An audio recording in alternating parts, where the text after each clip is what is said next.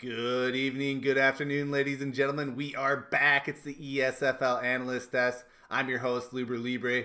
Joining me at the desk today, two people very excited for ESFL 149 on the Xbox side of things. We got FSK Ricardo and Showtime Satch. Ricardo, how you doing, buddy? I'm doing great. I'm looking forward. Great night of fights. We got three FSK people fighting. Fad, the rematch versus Caliber, much anticipated.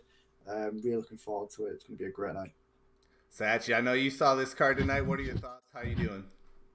Hey man, I'm feeling great. I just got out of the lab, but I had to take some time off, do some analyst before I go out there and beat up my opponent. Yes, sir. Indeed. A big night of fights. And before we really dig in on it, we got to talk about what happened last week, how we got here. We had a card on Xbox on Saturday. The main event, Fadanator versus KM Caliber. A little bit of controversy in that fight. At the end of the night, we thought we had a new champion, KM Caliber. He had the Discord role. He was champion. Somebody saw something earlier in the fight, though, an illegal technique used, that mount bobblehead. He was disqualified retroactively. Fadnator remains champion. So, that's how we got here. We got a rematch in the main event, Caliber getting another shot at that title, and then three other fights at the top of the card here that are starting a 8-man tournament going into ESFL 150. Guys, I know you followed the news, followed what happened. What are your thoughts on the controversy, Satch? I mean, to me, make this make sense, right? I can move my head to the left, that's legal. I can move my head to the right, that's legal. I can't move my head left and right. It's like the 12 to 6 elbow, I can't do this, but I can do this and this. I don't really understand it, man. I saw the guy go out there, he got a knockout win.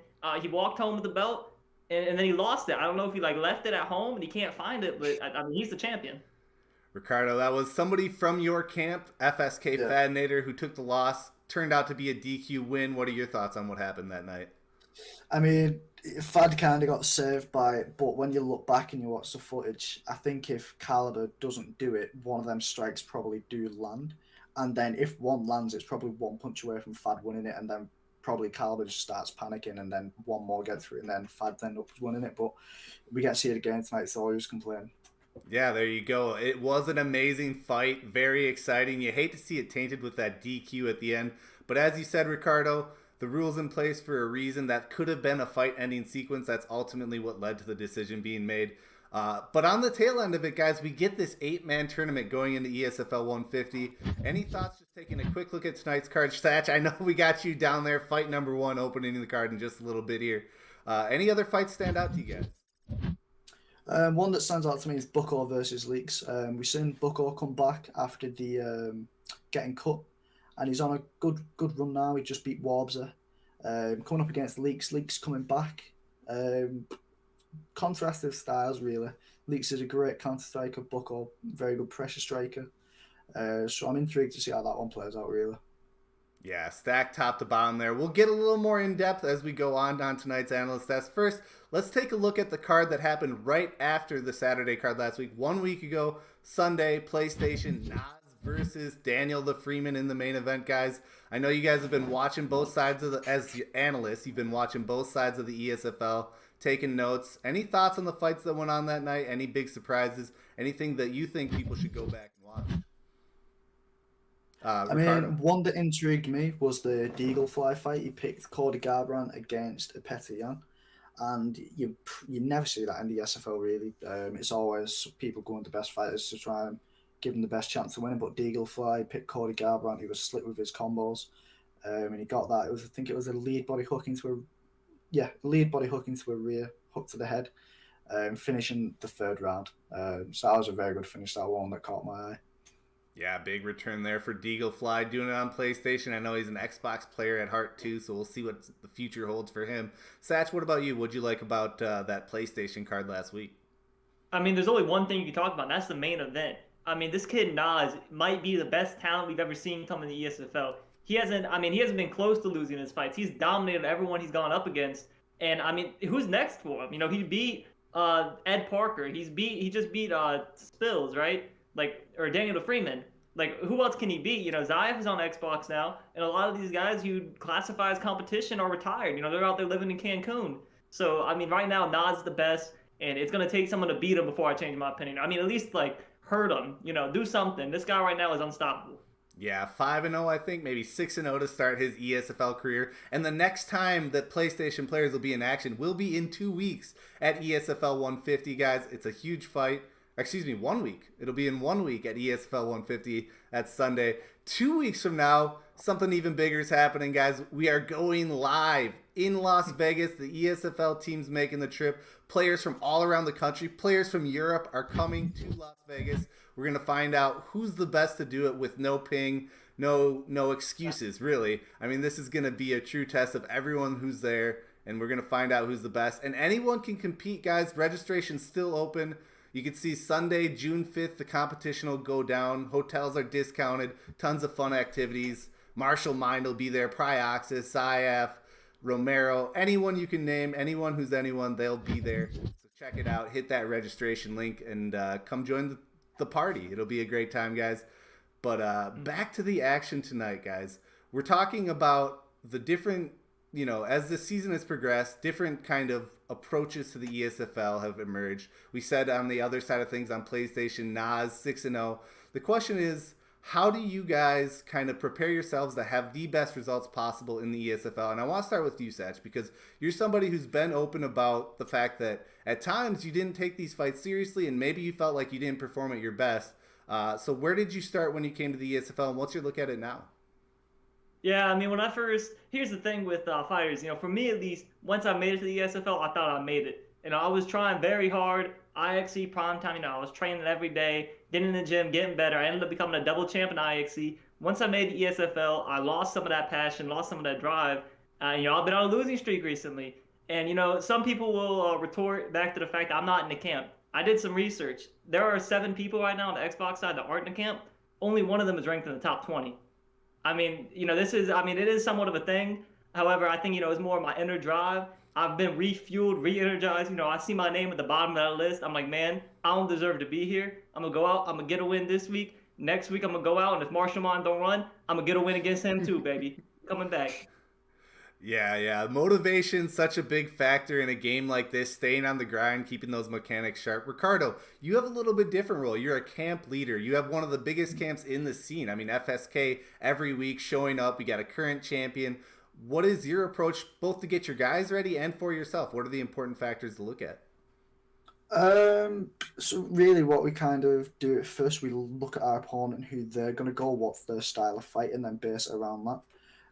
Usually from my experience when I have a fight, it's other people who look at the fighter and then tell me stuff that they do, stuff will work, what I need to do. And now from myself, it's what I've done for this one. I've been researching Satch all week. I know exactly what it's going to do. Optics has got it all in the book. But yeah, so that's really what we do. And then, so if I'm not fighting, I'll be fighting like Satch would do versus Optics, getting prepared for that style and what he'll coming up against, then he's used to it when he is fighting. That's it really. That's how we prepare. Yeah, emulating the style of their opponent coming up. That's something you see in the real UFC. Love to see it play out. And it works. I mean, you can see the results. The proof is in the pudding. Now, another thing Satch mentioned was that motivation factor. You got a roster full of fighters. Fight days coming up. How do you keep them focused? How do you make sure they're going to represent themselves the best they can on fight day? Yeah. I mean, one of the best examples really in the camp's Fad. At the start, before he went on his championship run, before he fought Deco, the party used to always be silent, and we used to always not say a word and like make sure he could focus. And before the Deco fight, he said, like, be talking in this one-on-one at kind of lively, so he's able to be freely, that kind of thing. So ever since then, when he fights, we just treat it like it's a rank game or spars or something like that, and then that's how he's been able to perform the way he has. Me, myself, for example, I like it quite quiet. I like to make myself as nervous as I can, so then I perform the best I can. The other people just have the certain ways. I know that's what I do. I make myself as nervous as I can, because that's how I know I'll fight the best. And it's just really trialing things to then find out how you'll fight your best. And that's really what's happened with Fad. Fad's found out how he fights his best, and now look at his results, and it's really just worked for him. Learning and adapting, the sign of a true head coach. Love to hear it, guys. All right, we've been talking about the fights a little bit. Let's take a deep dive on tonight's card. Tons of great fights. I'll start by saying this. These top 4 fights, FSK Fadanator versus Caliber, Ed Parker versus Holloway, Trixie versus Yurda, Zayaf versus Dirty Dave. Huge fights, monumental fights, not just because of the matchups, but because of the implications. Next week, we are going to be at ESFL 150, and the winners of these fights will continue on in a tournament. Each time the champion fights, the belt will be on the line, and we're going to have a grand champion at the end of that tournament. But before we really talk about those fights, guys, this is a 10-fight card stacked top to bottom. You see Showtime Satch opening it up. Guys, let me ask you, Ricardo, is there a fight on the prelims that you like here that you want to kind of talk about a little bit? Another one that really on the prelims is the Jamie Bucks versus Cass fight for me. Cass is making his debut. He's recently got his role. Jamie Bucks, he went on a very good run earlier in the season. He got a main event versus God Out My Pig. Come up short in that one, and ever since then, it's not really been the best for him. I think he's had one win versus since then. So he really needs a win, and Cass, it's his debut, so I think he'll be very desperate for a win also. So big three people who's very hungry for that win. Yeah, Cass showing some good things in other leagues. And, of course, Jamie Bucks, one of those original Xbox Grand Prix tournament entrants when this game first got released. Satch, how about you? How are those prelims looking for you? Well, 1-6 out of me is Slick versus Kezza. Now, if this fight comes to fruition, Kezza is a guy who is a great striker, and, he knows how to plant his feet and, throw some bombs. Slick, on the other hand, he's been in that BFAP, the EK clan, for a long time. He's really mastered the head movement in this game, I'll say. The only problem is we don't know if this fight's going to happen, man. Slick, I believe he's been scheduled to fight Kezza before. I personally don't think he likes the matchup, and he doesn't want the fight.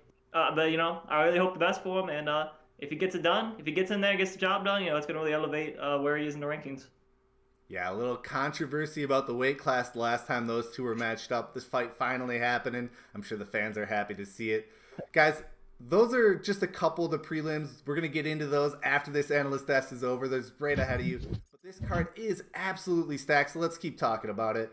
You see on the main card there a whole bunch of fights. Satch, is there another fight that you're looking at, especially maybe in that tournament, that you really think has a little bit more to it that you want to talk about? Yeah, the Trixie versus Yurda fight. Once again, that BFAP plan, what they're really known for. A lot of their guys have just a beautiful head movement, I'll say. Trixie's one of those guys. If anything, he's the originator of that. His head movement's great. He mixes up his strikes very well. However, he's got a tough fight in Yurda. I've only seen Yurda fight a handful of times. I know he's been around for a long time, but what I've seen from him, he's just a world-renowned striker. And I say that about a lot of these guys. I'm picking out the fights that I like to see. And personally, I don't like to see wrestling. So the guys I'm calling out, beautiful strikers. Trixie versus Yurda, it could go either way. I'm leaning Trixie. I hope he gets it done. Yeah, of course. We saw Trixie leaning on that wrestling, that clinch game a little bit more as he made that title run. But we've seen him do it on the feet time and again. And, of course, he can always knock somebody out. He's always got those tricks up his sleeve. Ricardo, what do you think about that tournament? Is there any fight that you're really honing in on right now? There's another fight that I think is very interesting, but just to cover the Trixie versus Dar fight, we know it happened last week, and it's a rematch again this week. The fighter picks last week was Yurda picked Max Holloway and Trixie picked McGregor. Usually with Trixie, we always think of him in as an ugly fight, that kind of thing. He wants to make it as messy as possible. But we seen him pick McGregor, and when I seen him pick McGregor, I was like, that's not very Trixie-like, and the striking was so clean. It really, really impressed me. I think it was probably one of the best performances on that night, excluding myself.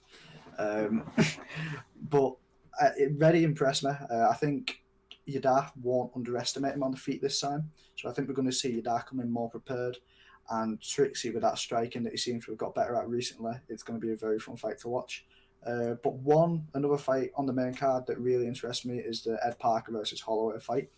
Ed Parker is a massive name in the community, one of the best strikers, so good at stamina management. But I don't think people realise how good Holloway is. He's kind of a sleeping giant in this matchup. He was formerly in the T4H camp, so he knows everything really on the ground, how to do things other people don't even know how to do, how to look for denies. So his ground game is one of the best. No one can really touch him down there. If the fight's going ugly from on the feet, you can just take it down. And then on the feet, he's very good there as well. He has very good pressure, very good counters. He's very well rounded everywhere, and I think a lot of people are sleeping on him in this one. Yeah, what a fight that is. Satch, you said that you saw something strange about that fight with your new betting site, your new betting Discord. Guys, check that out. Free plug here for Satchmo. He's setting up an ESFL betting Discord. Check it out. Yeah, you know, I've been making the odds for these fights, man. I saw Ed Parker, former PlayStation champion, one of the best strikers in the world, going up against Holloway, his skill level, how I describe his grappling, if a tree falls in the woods and no one hear it didn't really fall. You know, if he's going to have this fantastic grappling game and he doesn't use it, doesn't really matter. So, in my opinion, I thought most people think that way, and Ed Parker listed him as a heavy favorite. The odds have completely shifted. Everyone's bet on Holloway. Now Holloway's the favorite in that fight. So, it should be interesting, you know, how this one plays out, because it's counterintuitive to what I thought. Yeah, what a matchup that is, really. Two titans colliding from opposite consoles. People have been waiting for Holloway to make this run look like the ranked player that we've seen him in the ESFL, and it's finally coming to fruition. Guys, real quick, short time, just one-word answers. That main event, FSK Fadanator, KM Caliber, rematch for the strap. Who do you think is going to win? We'll start with you, Satch. Caliber. Ricardo? Takes the Fadanator, of course. Guys, thank you so much for being here with me tonight. It's been a great analyst-esque. We're going to get into the show in just a minute, but first, you can find me, Luber Libre, on Twitch, on Twitter, anywhere else. Find me in the Discord, say hey. Ricardo, anything you want to plug? So FSK_MMA on Twitch. On Twitter for myself, it's FSK_Ricardo, FSK_MMA for the FSK account. And then stay tuned for YouTube because we're coming on that soon, FSK. Showtime, where can they find you? Satchmo Life everywhere, man. If you want to catch the ESFL post-game, pre-game, the recap, I got it all, man. At Satchmo Life on YouTube, Twitter. Check me out. And with that, guys, we are ready to go. The fighters are ready. The fight card is just around the corner. It's going to be Rob. It's going to be Bane. And they're going to take you through the action. Guys, enjoy the fights.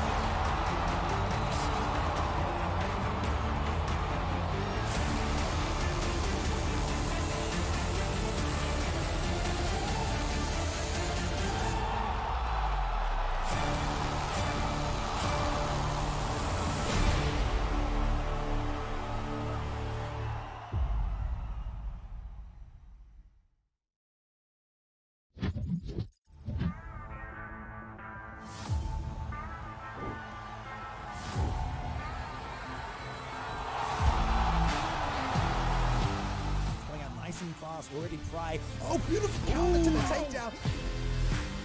Thank you for joining us tonight. The disadvantage was Zayaf, but then he. A little too much on Trixie. Nice shooting, good turning.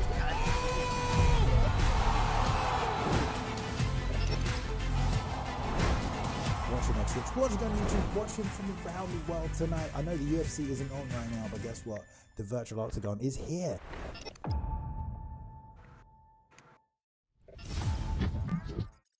Ladies and gentlemen, welcome back to the ESFL Gaming Network for ESFL 149, FSK Fadanator versus KM Caliber. This card is stacked from top to bottom. Joining me in the broadcast booth is, as always, one of the best in the business, Bruce Lee Rob. Rob, how are you doing today?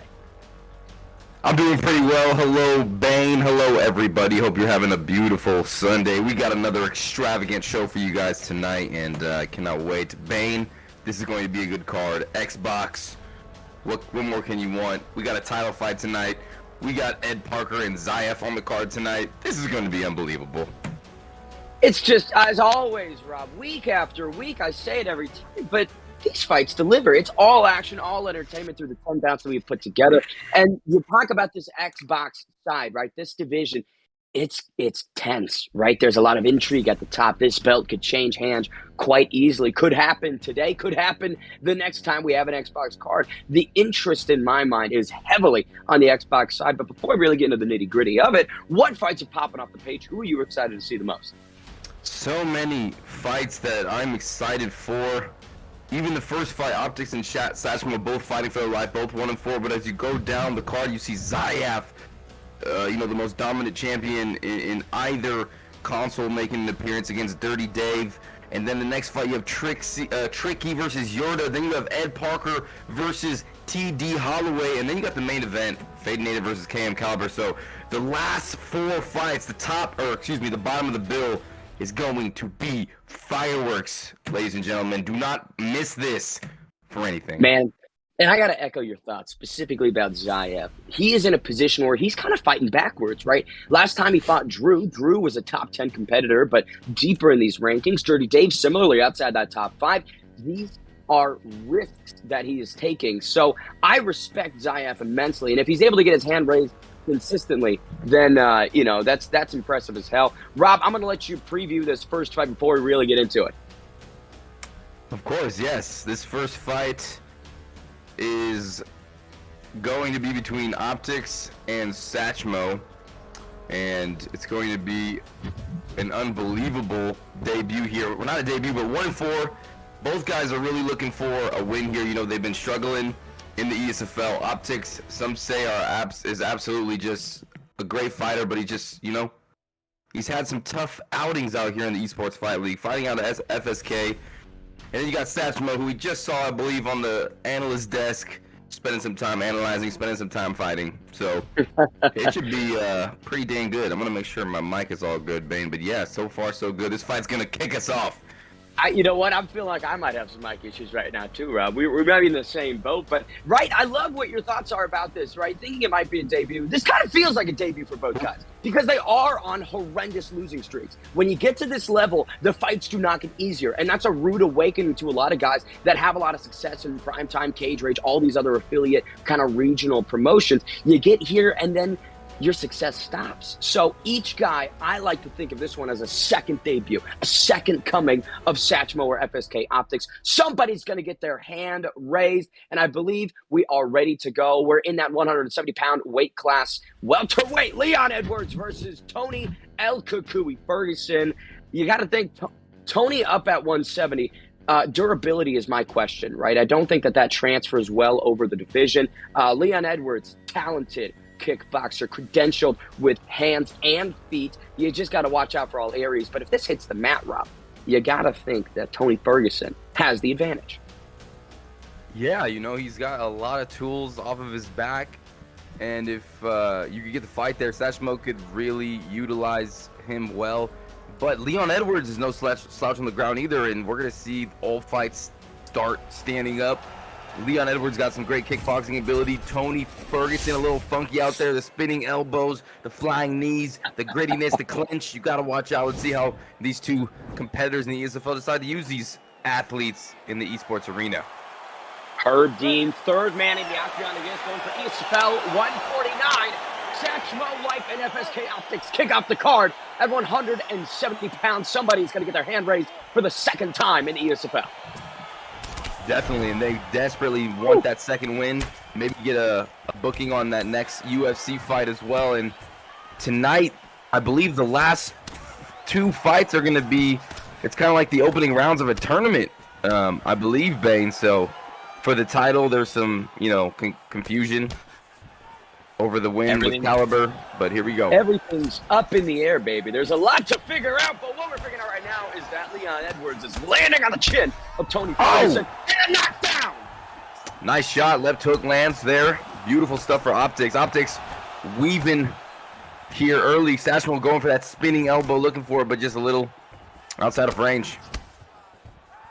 Good body kick right there from Satchmo, but largely the success in this one has been FSK Optics through the first 90 seconds.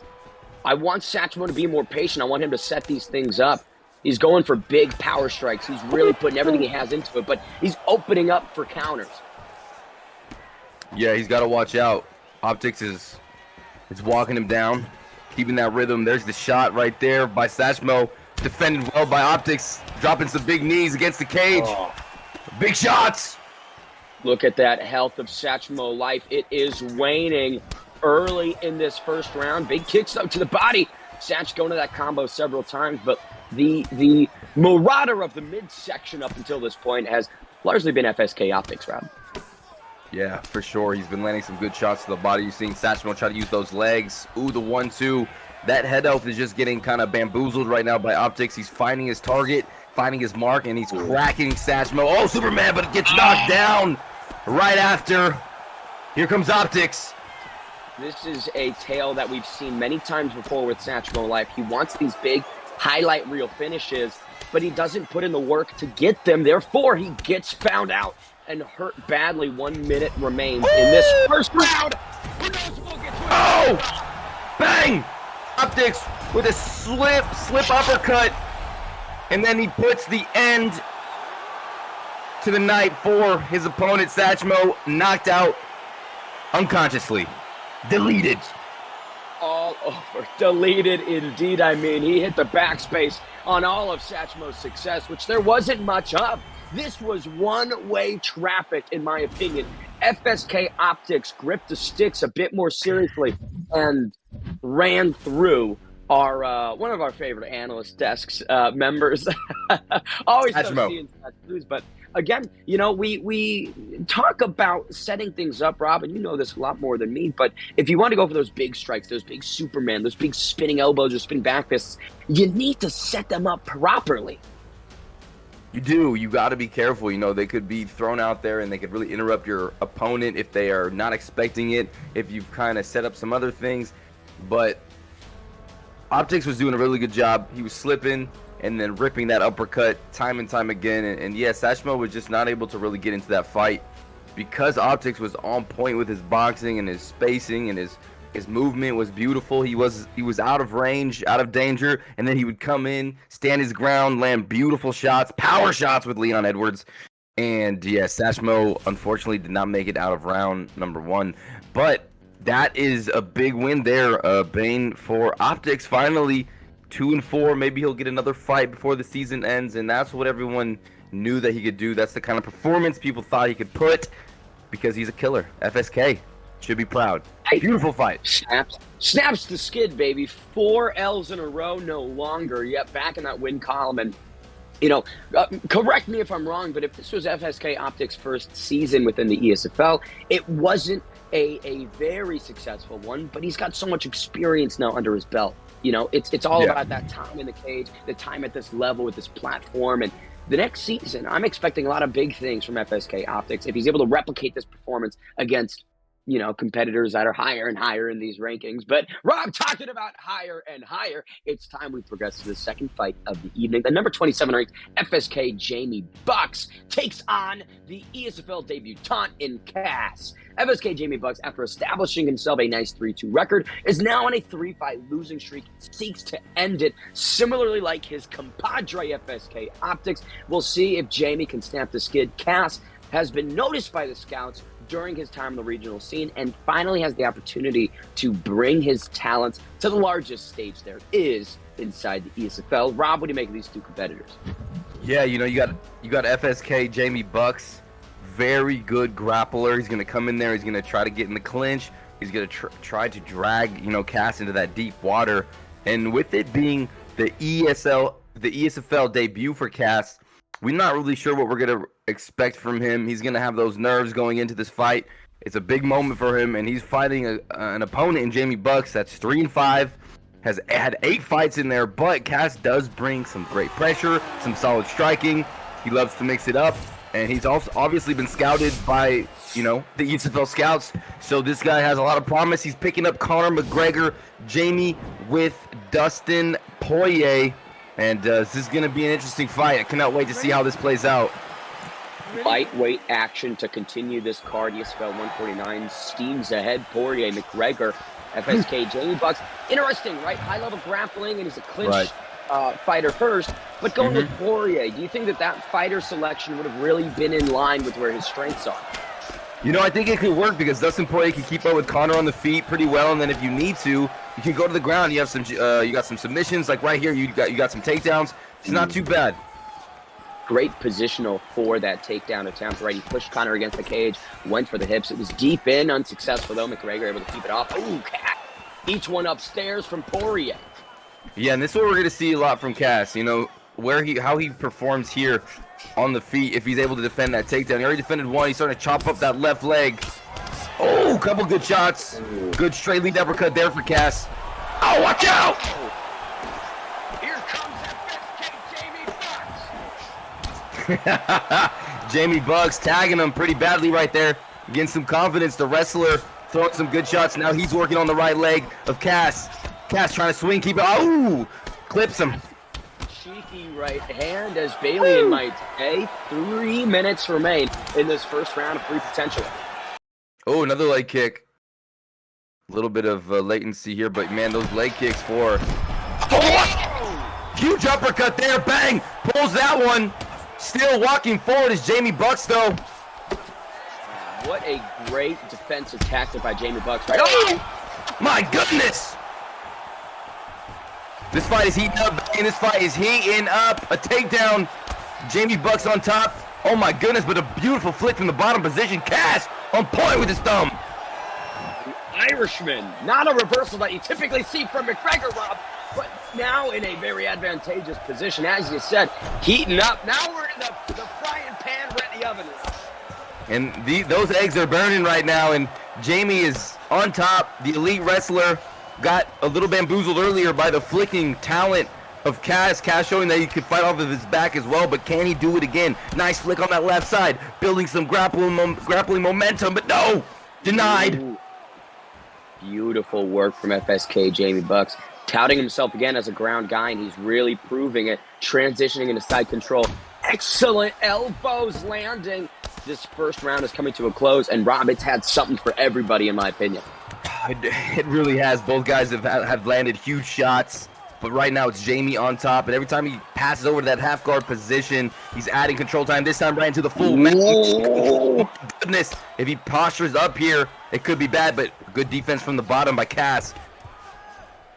I've got to say, I'm impressed with Cass off of his back while he is eating a lot of shots. What are you doing? Bang! Huge! Right as I say I'm impressed, you eat 13 unanswered strikes.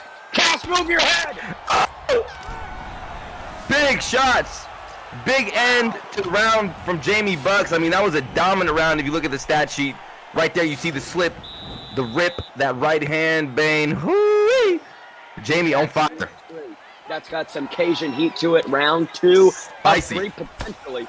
Man, if I'm FSK Jamie Bucks, I have cataloged that off of his back. Cass in that position does not move his head at all. I'm looking to get back there as soon as possible. For sure. And that's what Jamie is so good at, is that ground game, that top control. But Jamie right now, oh! Bang! What a shot! Jamie ends the night with an uppercut.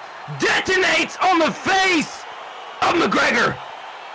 Spoiled the debut FSK Jamie Bucks on a losing streak. No more. Cass 0-1. Jamie Bucks going home with a, I mean, I don't know if that's KO of the night. We're only in the second fight, Rob, but boy, uppercuts don't get better than that. Oh man, that was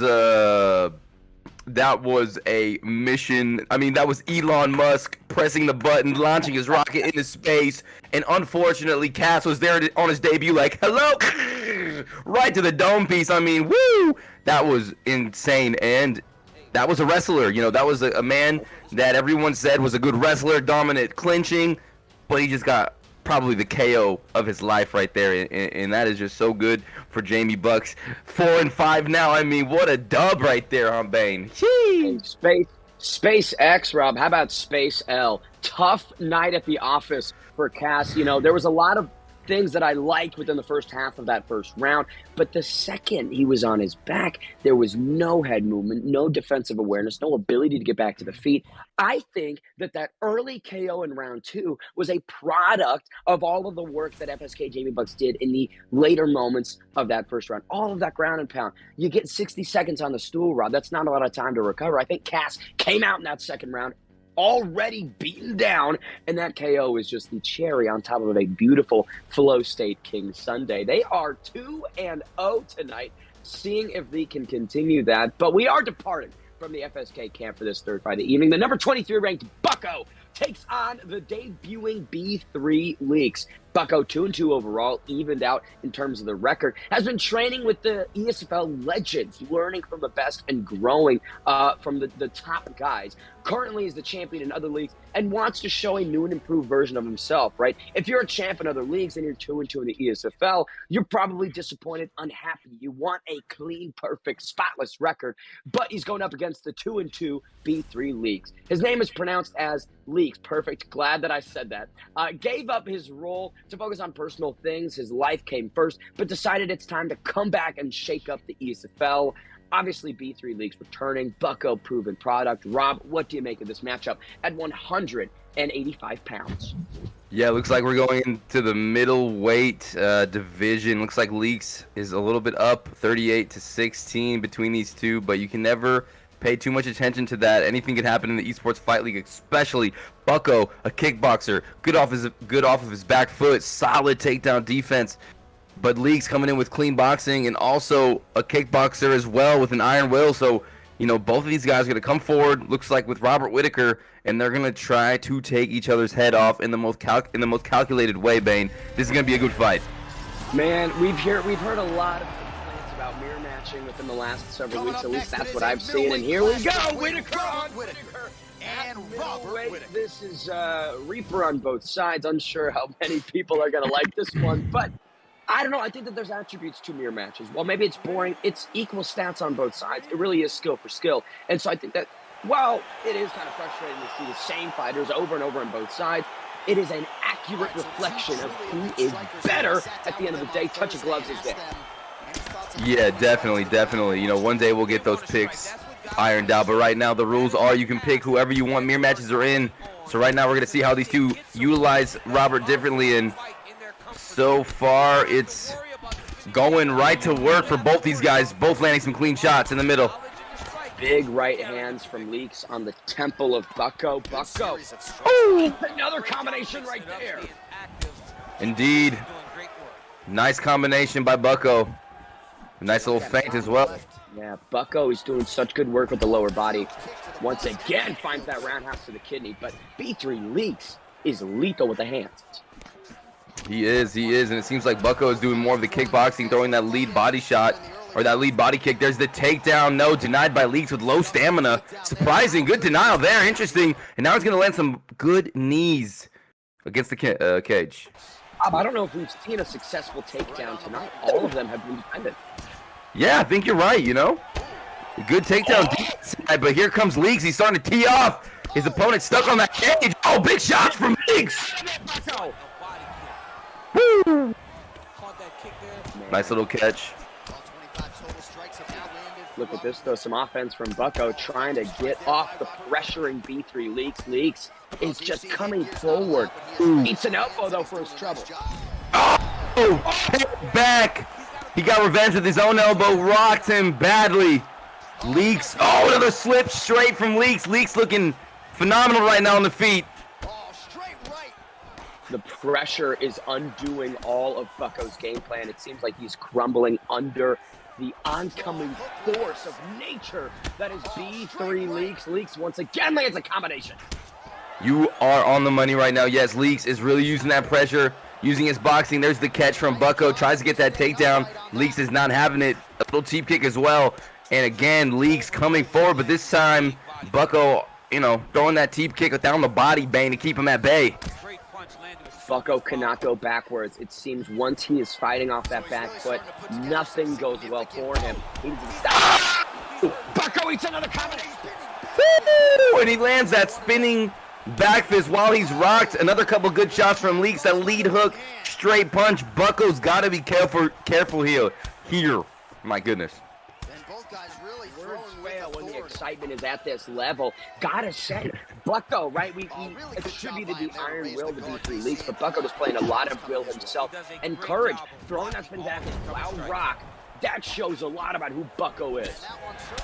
Yeah, it does. Bucko's in survival mode right now, just trying to fight this train Leaks off of him. Lands a flying knee as well. Leaks running low on stamina, but so is Bucko. They're giving everything they have in this first round.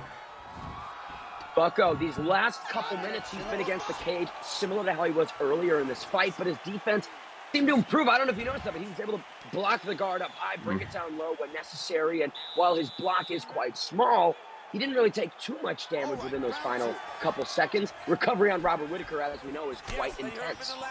Yeah, really good recovery. That's a great point. Looks like the stamina has recovered a little bit as well. These guys gotta have some energy to keep throwing.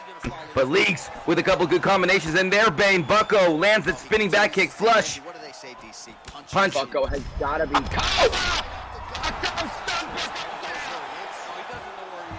Oh, a huge shot, and then throws and ragdolls him to the floor, and then goes right into the stack guard position. This is not good. Big shots. Leaks dropping bombs. Now B3 Leaks welcomes him back to the feet. He wants that highlight reel finish. He wants to end Bucko's night. He does. Another body kick. So many have been landed. Oh, cup check.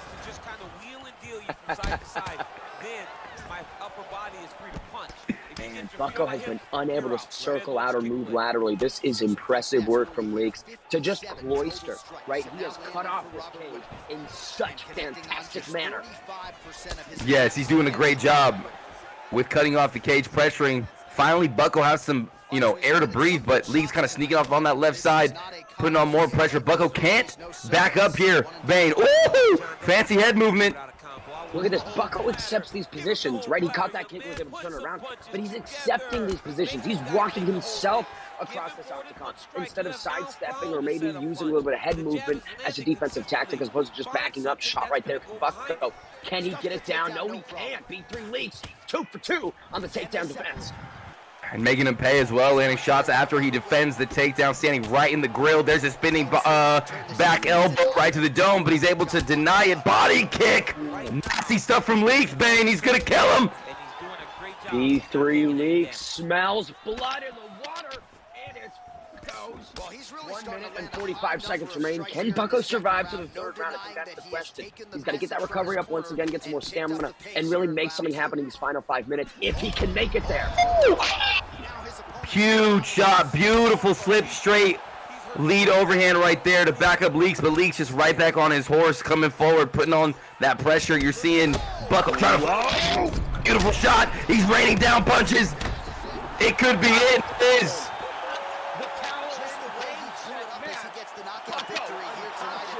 B3 Leaks successful in the comeback. I mean, while there was a bit of adversity, Rob, this was a lot of one-way traffic once again for B3 Leaks. Yes, it was a impressive performance from Leaks.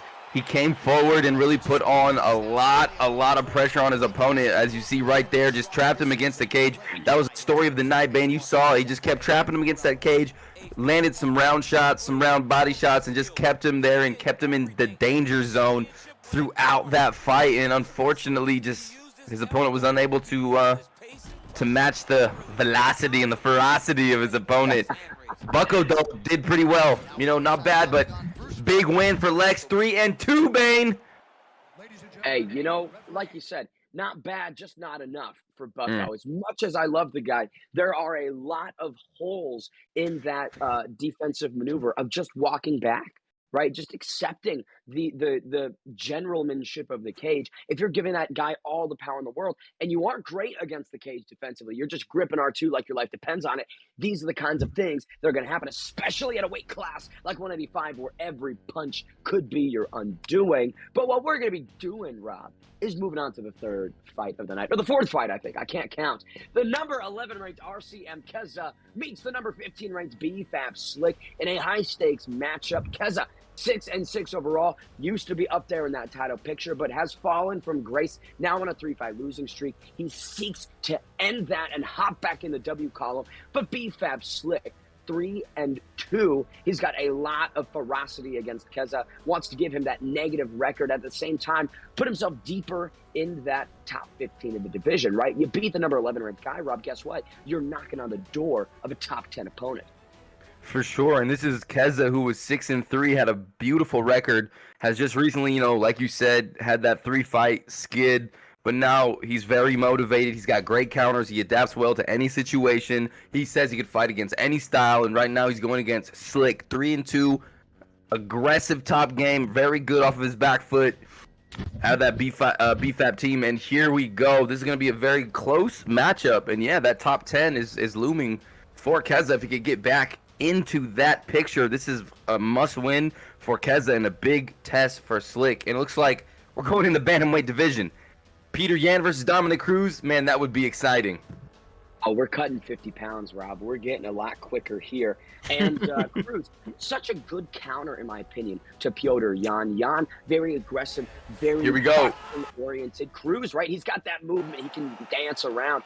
We'll say RCM BFAP. I should know what these camps stand for. I have in the past. It just slips my mind. But, boy, those guys are coming from some very credentialed communities. They are. I think BFAP is built for ankle picks. RCM, Yes, I got no idea RCM, but we're going to learn today what RCM has. Yeah, and Cruz, a lot of movement. You're already seeing that funky style employed here early, but watch out. The leg kicks are what you need to watch out for. Bane, Kezza is going to be dropping them a lot, I believe. If you're fighting with Cruz, you cannot fight conventional. I just want to see that movement, that creative, lateral, elliptical-esque type movement that Cruz brings. There's a bit of it. Beautiful connection. Beautiful, beautiful, beautiful. And Kezza, ooh, nice little combination right there by Slick. Dang! That's what that footwork opens up, though, right? If Yan is concerned about you pivoting and moving like this, he's not going to expect a conventional combo just like that Cruz lands. Man, Slick is looking slick. A perfect name, and he is in there just tagging Peter Yan. That's taking away that Force of Nature perk early, and that's a takedown and right in the side control ban. I mean, you can't ask for a better round, a more slicker round for the Slick Daddy. Ooh. Is that the first successful takedown we've seen? I think so. I think so. Good On work top. by Yan, trying to move those hips and shrimp out. Cruz has that hand on it. Oh, Yan with the reversal. Uh-oh.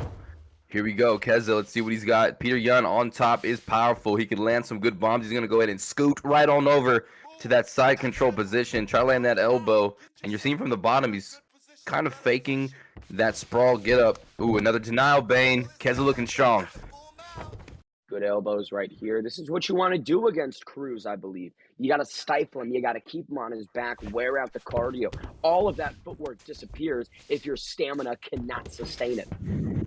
Definitely. And right now, ooh, okay, there's the sneak out from Slick. Woo! What is the combination of inputs that you need to get that reversal route? So there's a momentum reversal from the bottom. So when you deny your opponent or you build like see right there how that blue bar was full. He built a GA, so he was able to get that sweep from the bottom. So it's the L1, and then you use the right stick, and then you let go of the. It's a crazy combo, but it's beautiful. Oh, once again, these guys tit for tat on the ground. It seems like these reversals and transitions cannot stop. Trying to see what the time is. We've got about a minute left on the clock, 60 seconds. And this one's hard to score, Rob. I mean, if I were a judge, I'm not really sure who's had the more significant moments, who's had the more control time. Yeah, it's a lot of this fight has been played out on the ground, and he did it again. Another momentum sweep from the bottom, Bane, and it's whenever they build that GA, they're able to achieve that. And again, we're seeing Kezza utilize that. And 20 seconds. It's awfully quiet in the crowd, I must say. We're hearing all of these punches, the impact landing. We've gone to the apex for a moment. Put him in a body bag. Whoa, I just heard something else. What was that? Oh, but yeah, boy. good first round. Somebody in the stands getting a bit rowdy. I don't know if you've got a clue on those stats, but first 5 minutes concluded. It's a toss-up, man. I wish there were 10-10 rounds that were more normalized, because I feel that's a 10-10 round. Nobody really won that one. I would agree. Very even. And this is where I believe, Slick wants to keep this fight. He did so good with his boxing, his smooth footwork, his ability to come in and attack, sting like a bumblebee, get out of there. But again, the Sotogari from Kezza. Let it ring like an Italian. I don't think it's an Italian move, but when you roll it like an Italian does, it just sounds perfect. Throwing him down like a spaghetti noodle. Spaghetti. What kind of cheese do you want on that sandwich? I'll have some assorted garlic cheese. Indeed. And on top, Kezza. Ooh, some fakes from the bottom there. That one was denied. And look at the stamina advantage, Bane. He's going to be able to hold him here. And Cruz needs to replenish that juice. And there he goes. He's being a little bit more patient. Beautiful. Which is what he needs. Yeah. While each of these guys isn't really a submission threat, Rob, it would be interesting to see one of them try to slap on an attempt, really get that control time, maybe put something else in your opponent's mind outside of just transitioning and trying to deny. Yeah, always good to mix in, submissions, especially if your opponent, is low on their stamina. But Kezza's doing a really good job of maintaining that stamina. And now these punches are not going to be fun. Take away that body health, sap that stamina, score points. And, Slick is just electing to stay here and just relax. There he goes, trying to grab that leg main to roll him over, but denied by Kezza. Now, curious, these two individuals have spent the majority of these 8 minutes on the ground. Do you think that displays a lot of respect for each other's stand-up? They don't want to mess in the scrum. Ooh, ref stopped it up. Cut you off right there. Bane, I really think that Kezza does not want any of the stand-up from Slick, because I feel like Slick has been tagging him, like right there. Slick just is so good. Look at that. The way he just picks him apart on the feet, uses his footwork. Again, a bang right to the head. I believe Kezza wants his fight on the ground. Look at this. The Dominator unloading on Oh! Interrupts that spinning elbow. Jan shoots for a takedown. Gets into the mat momentarily, but Cruz pops back up. Good job. That's what Slick needed, a good takedown, denial there. And the longer he can stay on the feet, the better he can, pick his opponent apart. And he's starting to get comfortable out there. Look at him. Get cocky, Cruz. Get cocky. That's what I want to see. Some fancy footwork. But Jan, when Jan connects, you can really see there is some significance and some pop in that punch. Oh, there is so much power in Jan. There's a big shot right there. Just unfortunately, Kezza has not been able to land much. There's the clinch, couple of elbows. But whenever they're in these exchanges on the feet, look at that. Slick is just picking him apart. In terms of determining who would be the winner of this second round, I would say Slick's done a lot more significant. Oh, look at that. Absolutely perfect. And another punch head kick combination. Yeah, Slick needs to be really careful, though, because if Kezza unloads, gets one clean combo, he's got so much more stamina than him going into round number 3. But so far, Slick has been just doing a phenomenal job. But Kezza, he still has a big chance here, Bane. Full stamina, full power. Here we go. Let's see if Jan can unload in these final 5 minutes again. It is largely up in the air. While we are confident that Slick has maybe gotten that second round, first one's up for grabs. So either individual can snatch this W here, in my opinion. Yeah, it's the big third round here. Whoa! Whoever, comes out on top in this round could win the fight. Could be 1-1. I have no idea. Ooh, another head kick. Slick's been doing a great job with that. Oh, they're trading. That head movement, Bane. He's fighting with some urgency. Takedown from Jan. Cruz unable to stifle it. Jan inside control. This is exactly what Kezza appears to have wanted for the full 3 rounds of this fight. Can he do something with it? That's my question. Yeah, that was a huge takedown. You see the grapple advantage being built with those short shots from the bottom by Slick. Kezza going right to side control. And, Kezza just wants to hold him down here and get this round because on the feet, Slick is a handful, so a big moment here. Can he hold him down? Can he keep him down? Kezza's mistaking BFAB Slick as a long-lost brother. He's just holding him tight. He doesn't want to let go. He needs to go talk to Elsa from Frozen and let it go. But right now, baby, that was a big get up right there, a big moment from Slick. He was able to put him against the cage beautifully, get that increased window to get back up, Bane, and now back on the feet. Midway point. Can Cruz stop the takedown? Yes, he can.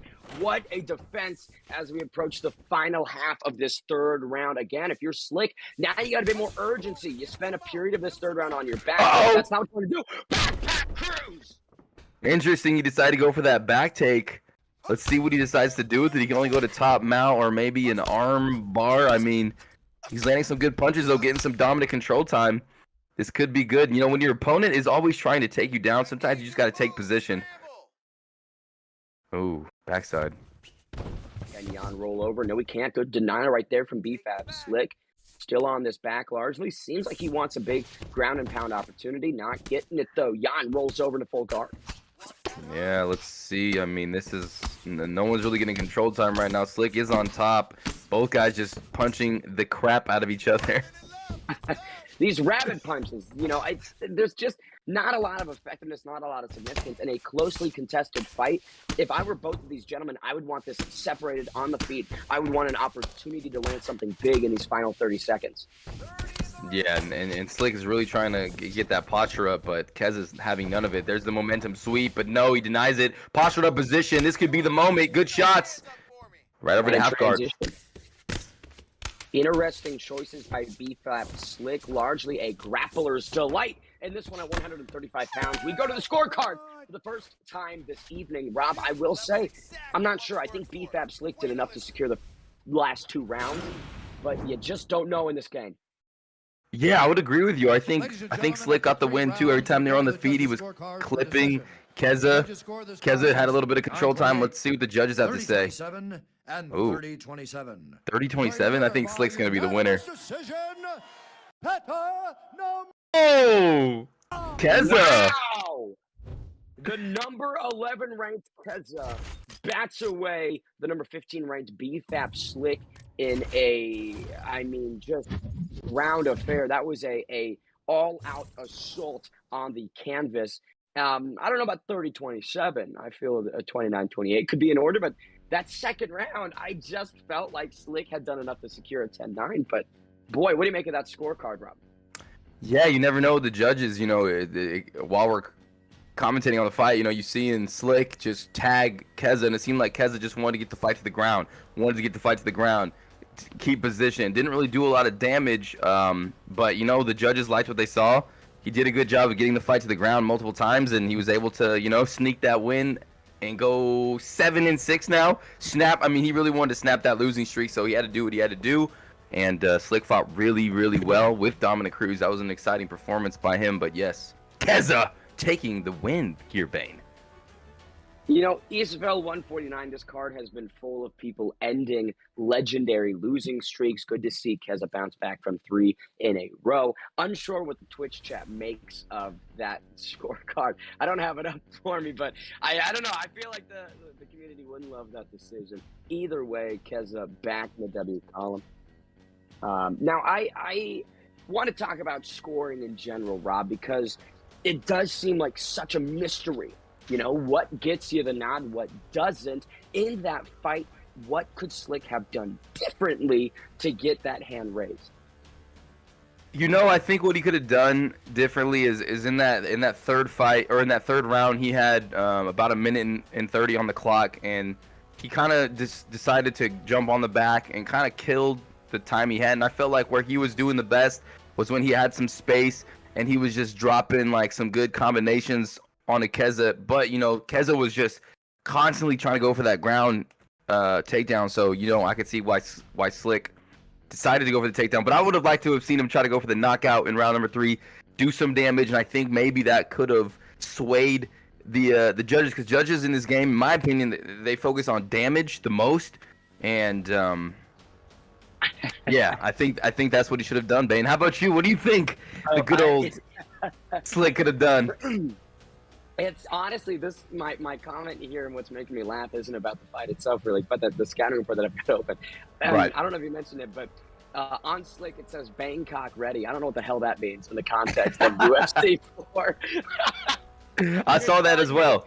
You're telling me he went to Phuket, Thailand, and just grilled the sticks for weeks and weeks. We've got the first ever Bangkok-ready UFC 4 player. Unfortunately, wasn't ready enough for the onslaught of Kezza. But I'm ready for this next fight up. SNB Hammer taking on the number 12 ranked KM Drew. Hammer, 7-5 overall, former champion. Currently, again, Rob, like we talk about, 3-fight losing streak is what Hammer's had recently. Wants to shut up all the haters, all of the doubters, the naysayers, and enter that title picture again, starting with a victory over KM Drew. The number 12 ranked KM Drew, another former champion. He's held this title in the past, lost his last fight, and that was against Zayaf. No shame there, dropping it to the former double champ, one of the greatest of all time. But he needs to start another winning streak, and the best way to do that is over SMD Hammer. Each guy looks to come back from a loss. Number 10 versus number 12. Rob, your breakdown on this top 15 matchup. Oh, this is going to be a big test for both these guys. You know, you got SMB Hammer with so many fights, 12 now, 7-5, a pretty dang good record. He loves his body kicks. He's so hard to finish. He's got world-class grappling, as we saw the former champion, and this is a big moment. You know, he's lost his last 3. He went from the top of the mountain. He's kind of on a little bit of a skid. Needs to regain himself here, get a big win, very important. But KM Drew, what an opportunity, huh, to fight a previous champion. Is this going to be in, okay, heavyweight division? Usually Hammer likes John Jones, but, you know, Drew, great top control, loves to work the body, in and out short combination. So, yeah, a huge test for Drew, and Hammer, a must-win situation, in my opinion. And there he goes, John Jones. Johnny Bones Jones entering the octagon against Stipe Miocic, Ohio's own, the firefighter, former champion. Oh, Cyril Gahn. Uh-oh. The octagon against Stipe Miocic. Curious to see what Cyril Gahn can bring that John Jones maybe doesn't have. Why the switch? I guess we're about to find out at 265 pounds. You know, it's because Miocic, sometimes I play him a lot to go against John Jones. He's pretty nasty, so maybe that's what made him switch. But yeah, Hammer bringing out Cyril Gahn, a great kickboxer, and we'll see what he brings to the table tonight here. Let's go. Gahn packs a lot of power, but so does Stipe Miocic. Miocic's durability is maybe potentially a big question mark here against the much younger, much fresher Cyril Gahn. But there's a big body punch that connects. Oh, yeah, big body shots right now from Sir Prod, opening up beautifully. Oh, again, and ooh, that knee sneaking through, though, but Sir Prod was letting loose. KM Drew backed up against the cage now. You can see Hammer landing some knees to the chin, pushes against cage, finds the back. Will he take it? Oh. That was a beautiful deny there. Holding R2 was Sir Prod, and he was making sure that he wouldn't get taken down, and that's important when you're going against Hammer. Loves to mix in those clinches, loves to get the takedown, but right now Sir Prod is demonstrating why he's in the ESFL right now, why he's 2-1, why so many people are talking about him, because he is piecing up Hammer early. Think about this, like you mentioned, 12-fight veteran in the former champion Hammer, and 3-fight veteran KM Drew is just really finding a lot of success in standing. Gahn, though, does get it down momentarily. Feet on the hips. Can KM Drew get back to the feet? No, he can't. And this is where Hammer is so dangerous. This is how he's gotten majority of his wins is in these positions here, Bane. He gets the takedown now in half guard, and this is where Sir Prod has to make sure he is perfect. You can see that left hand, now right hand on the back side of the head. Active guard from Miocic. You can see he's kind of separating that triangle, wants to get back to the feet ASAP. 2 minutes with which to work. We'll see if Hammer can really put some exclamation marks on the mat. Exclamation marks. What kind of marks is he going to put on the mat, Bane? I don't know. Yes, maybe some blood marks, because that was a sweet little flick from the bottom to get that denial, to get that exchange, to get that sweep.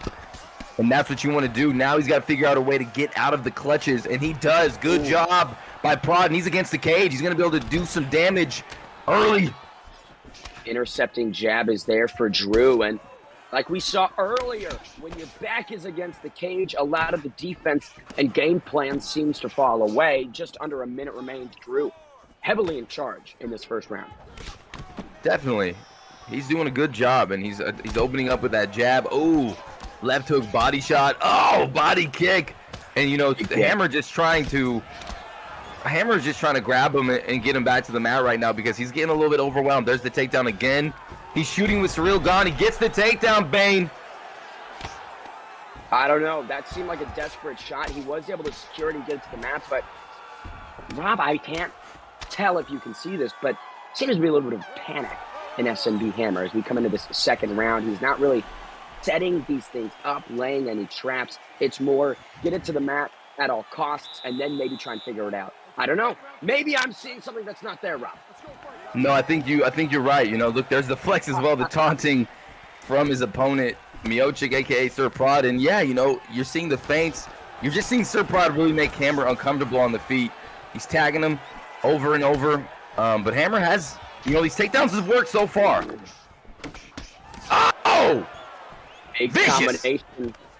The Ohio native now stuffs a takedown. Bad news for SMB Hammer. Downstairs, upstairs, Miocic is mixing it up like a chef. Yes, he is mixing it up. It's like kitchen nightmares in there, and Hammer just opened the door, and in goes Gordon Ramsay. Sir Prod just filleting him. One thing I gotta mention, these straight shots of KM Drew. I love how he's starting some combinations with that cross, right? That power backhand. He's opening up with it, and it's interrupting the momentum of SMB Hammer. Great deny right there on the mat in this sprawl position. Have to believe that Drew's going to be able to get it back to the feet soon. Yeah, hopefully. He really needs to, but, you know, Hammer just doing his thing, and a good denial right there. You know, Hammer's trying to utilize feints, but Sir Prod is all over him right now. He's really negating his strategy. And this doesn't really score all that much. The power-up is there for the Ohio native. Miocic back on his feet. Cyril Gahn trying to take it back, but you could see KM Drew not having it. Nope, he is not. Good defense. Ooh, good shots though in the clinch. Woo! Barely misses with that kick. Good little push kick though, and there's the takedown. Sometimes Hammer likes to feint the takedowns. Yeah, Hammer's just all over him, Bane. All over him, but not really a lot of striking. He's looking for these clinches. He's looking to grapple as much as he possibly can. And that's allowing KM Drew to kind of defend all of these easily. He's not really concerned, but the back take is there. Gahn does get it down to the mat momentarily. We'll see what he can do. Again, Cyril Gahn, a kickboxer by trade, Rob, but not a lot of kickboxing done from the Frenchman tonight. No siree. You know, he's really made this a gritty fight, and that's what Hammer likes to do. And, yeah, just hanging. The ref's not liking what he's seeing, and back up they go. Wow, that is a quick. It is with the back take as well. Right, I don't know if I agree with that one, ref. That was a little fast, ref, but here we go.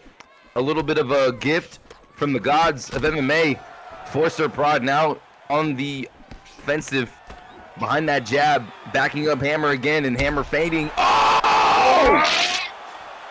Nasty knee. Drew with a beautiful intercepting knee to the midsection. Cyril Gahn crumpled momentarily. You could see the eyes just wincing in pain. Here's a takedown to conclude this second round, but man, I gotta think that KM Drew is up 2-0 against SMB Hammer. Yeah, you would think so, right? He's done a little bit more damage, but Hammer has done such a good job of feinting that takedown and then going into the clinch and then switching it up and not feinting and just going right for the takedown. It's making it really hard for Sir Prod to stay on his feet, and Hammer just all over him in the clinch. But yeah, not doing a lot of damage when he has these positions, but who knows when the judges are scoring. And here we go, round number 3, the third and final round. Bane, here we go. The gamesmanship continues from the Kingsman. Here comes the shot from Gahn. It's there, right into side control. I will say KM Drew, right, his loss to Zayaf, if he's able to win here and if he gets a finish, I mean, I wouldn't hate seeing that one in the future. Definitely not. It's always a fun fight between Zayaf and any opponent, but Drew looking extremely good on the feet, but he's got to get through this round here, Bane, if he wants to taste the last prodigy once again. Big shot from Hammer. He's getting desperate. He's panicking, but he is succeeding in these attempts a lot more than the other competitors tonight at ESFL 149, but I just don't think that he's doing much with it. We're not seeing heavy ground and pound. We're not seeing really any positions like a crucifix or something super lethal, and that has to be due to KM Drew getting it back up at all opportunities. Yeah, an extremely good job by Drew to get back up to his feet, and this is crunch time right now. It's easier said than done, but he's got to defend these takedowns. He's got to land a front kick. I'm pretty sure Miocic has a front kick or an uppercut. He's got it. Oh, beautiful! Uppercut! What a shot! KM Drew saying hello to the fans after intense knockdown. Now he's cornering the former champion. Yeah, he's starting to throw power uppercuts now. He's going for the kill. That's what you love to see from Sir Prod. Hammer trying to swing. Lands a couple. So Hammer is having success. I want to see more of these shots on the feet. But he does get the shot on the mat. Takedown once again for SMB Hammer midway through this third and final round. I just don't know. This is a situation that we see time and time again, Rob, where a fighter is sticking to plan A and they're not adjusting to plan B. It doesn't really seem like there is a backup strategy. Here comes a submission attempt, though. Yes, Sir Prod going for that guillotine choke, I believe. Oh, no, he's going for the Kimura. He's going for the Kimura, Bane. He's not going to get it, though. Rob, nope. Miocic looks like he's... Is he going to roll him over, though? Can he roll him over? Maybe.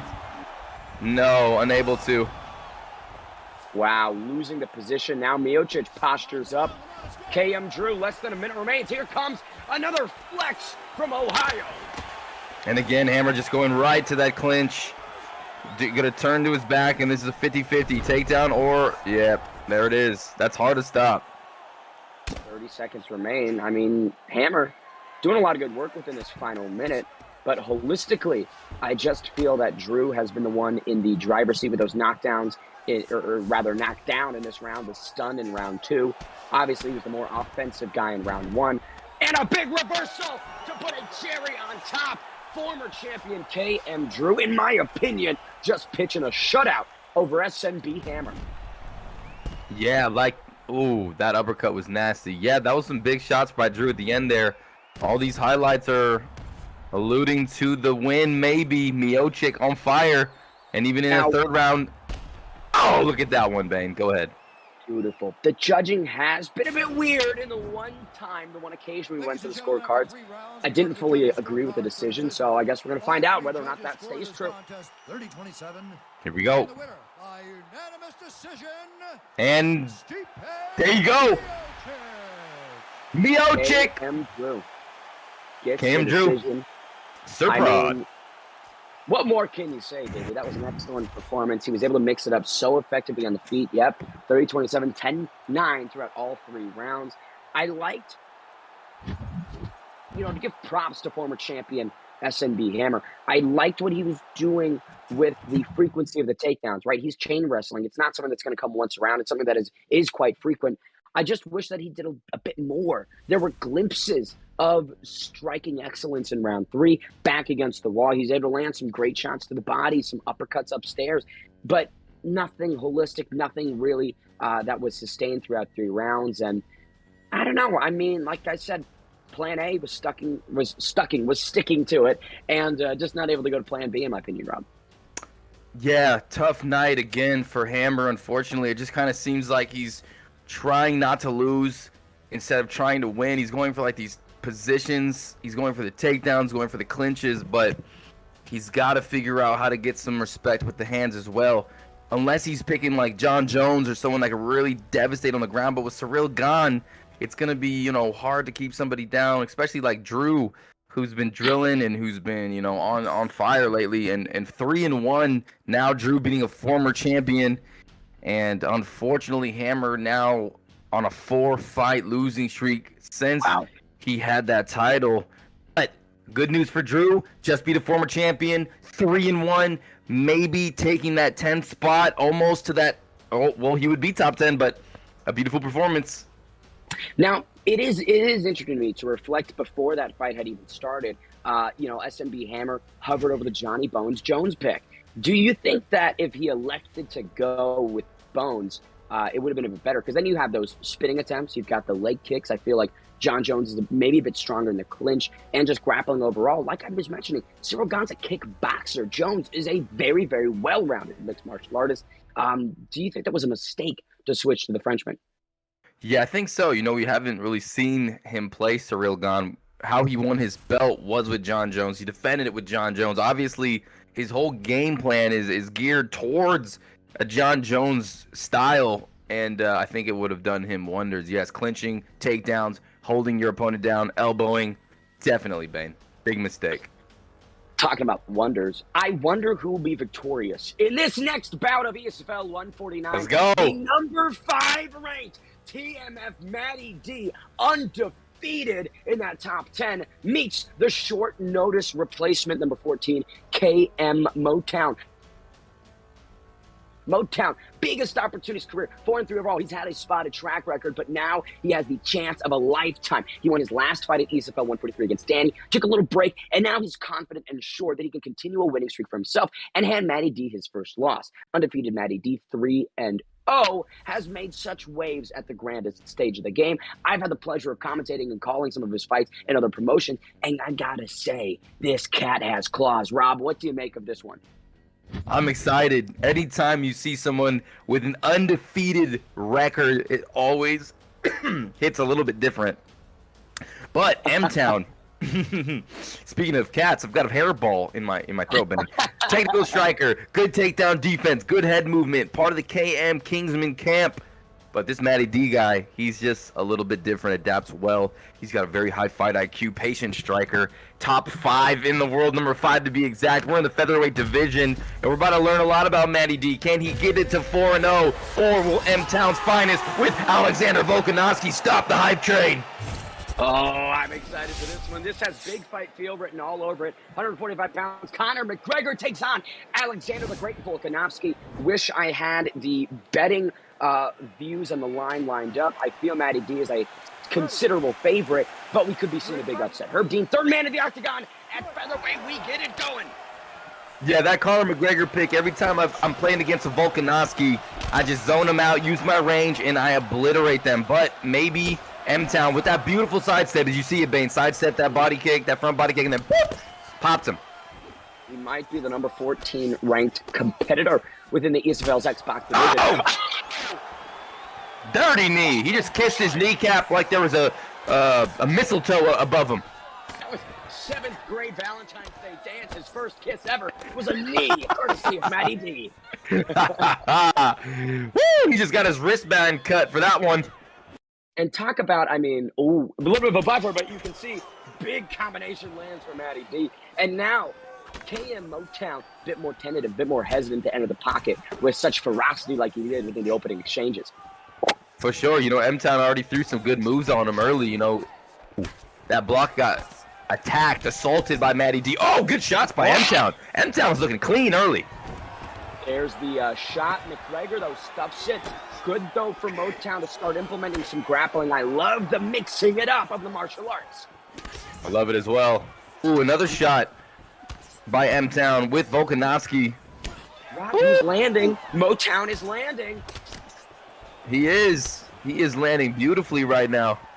Maddie D trying to find his rhythm, trying to find his range right now, but struggling a little bit. But here's the thing. The great equalizer with Conor McGregor is that power, that left hand. It can shut the lights out. Motown has to be defensively cognizant, more so than he's ever been before. 100%. Anytime Conor McGregor player, especially a 3-0 killer like Maddie D, if they could unleash a good combination, drop you, it could change the entire fight. But M-Town, his head movement, as you see right there, is on point.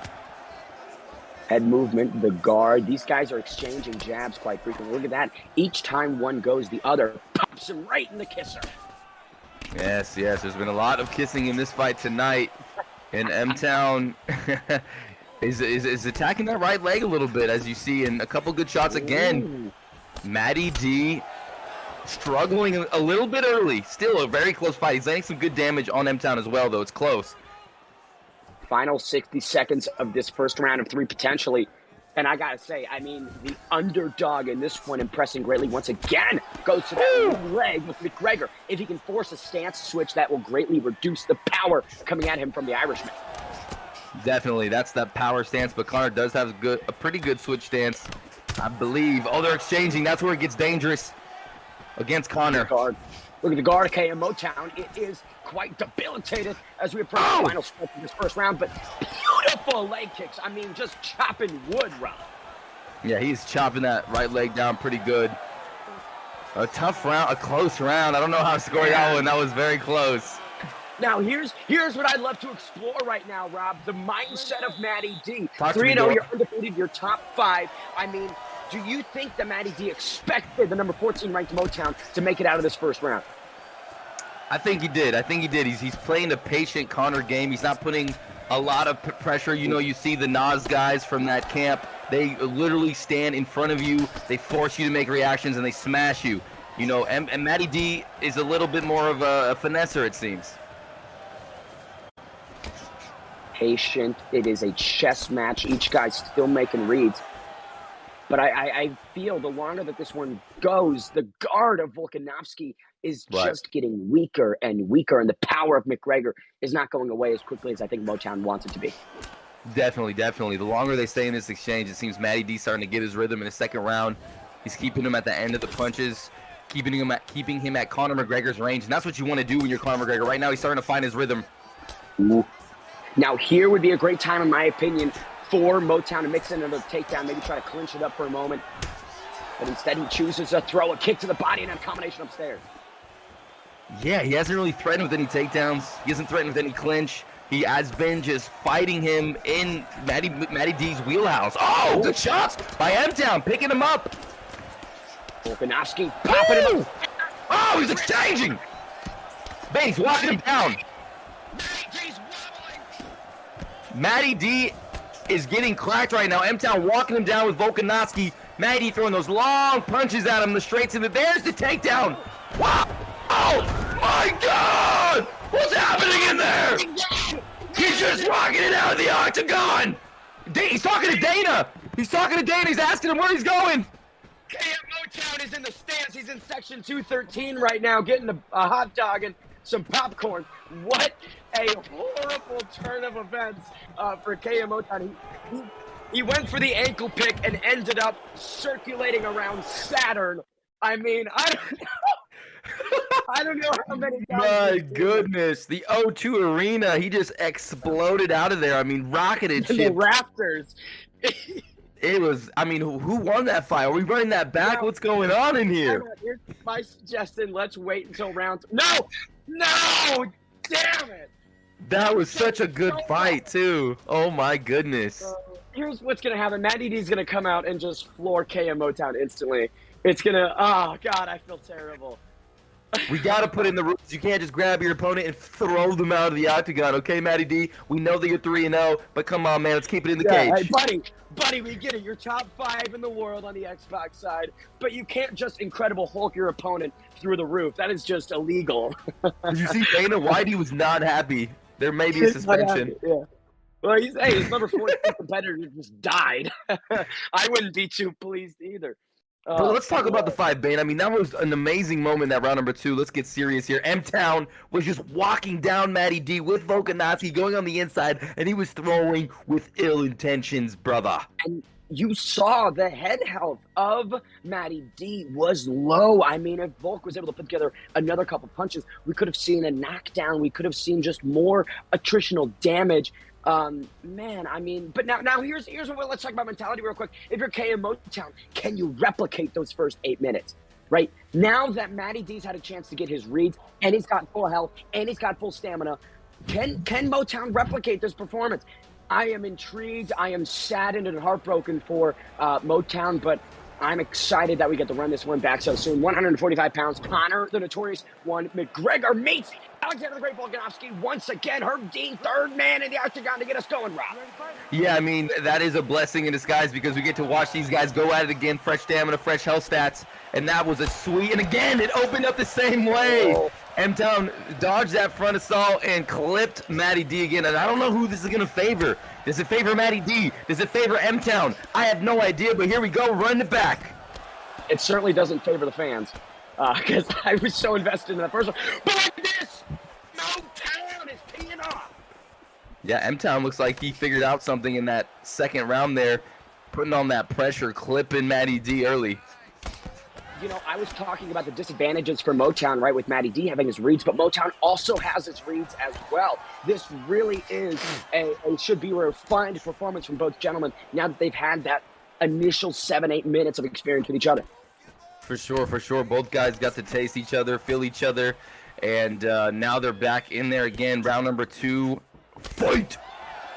Look at this. Oh, Maddie D eats a big right hand from Alexander Volkanovski, but he's being a lot more patient. He's just using that rangefinder, that jab, popping it out, not really committing on any strikes. I think TMF Maddie D respects Ea Motown now.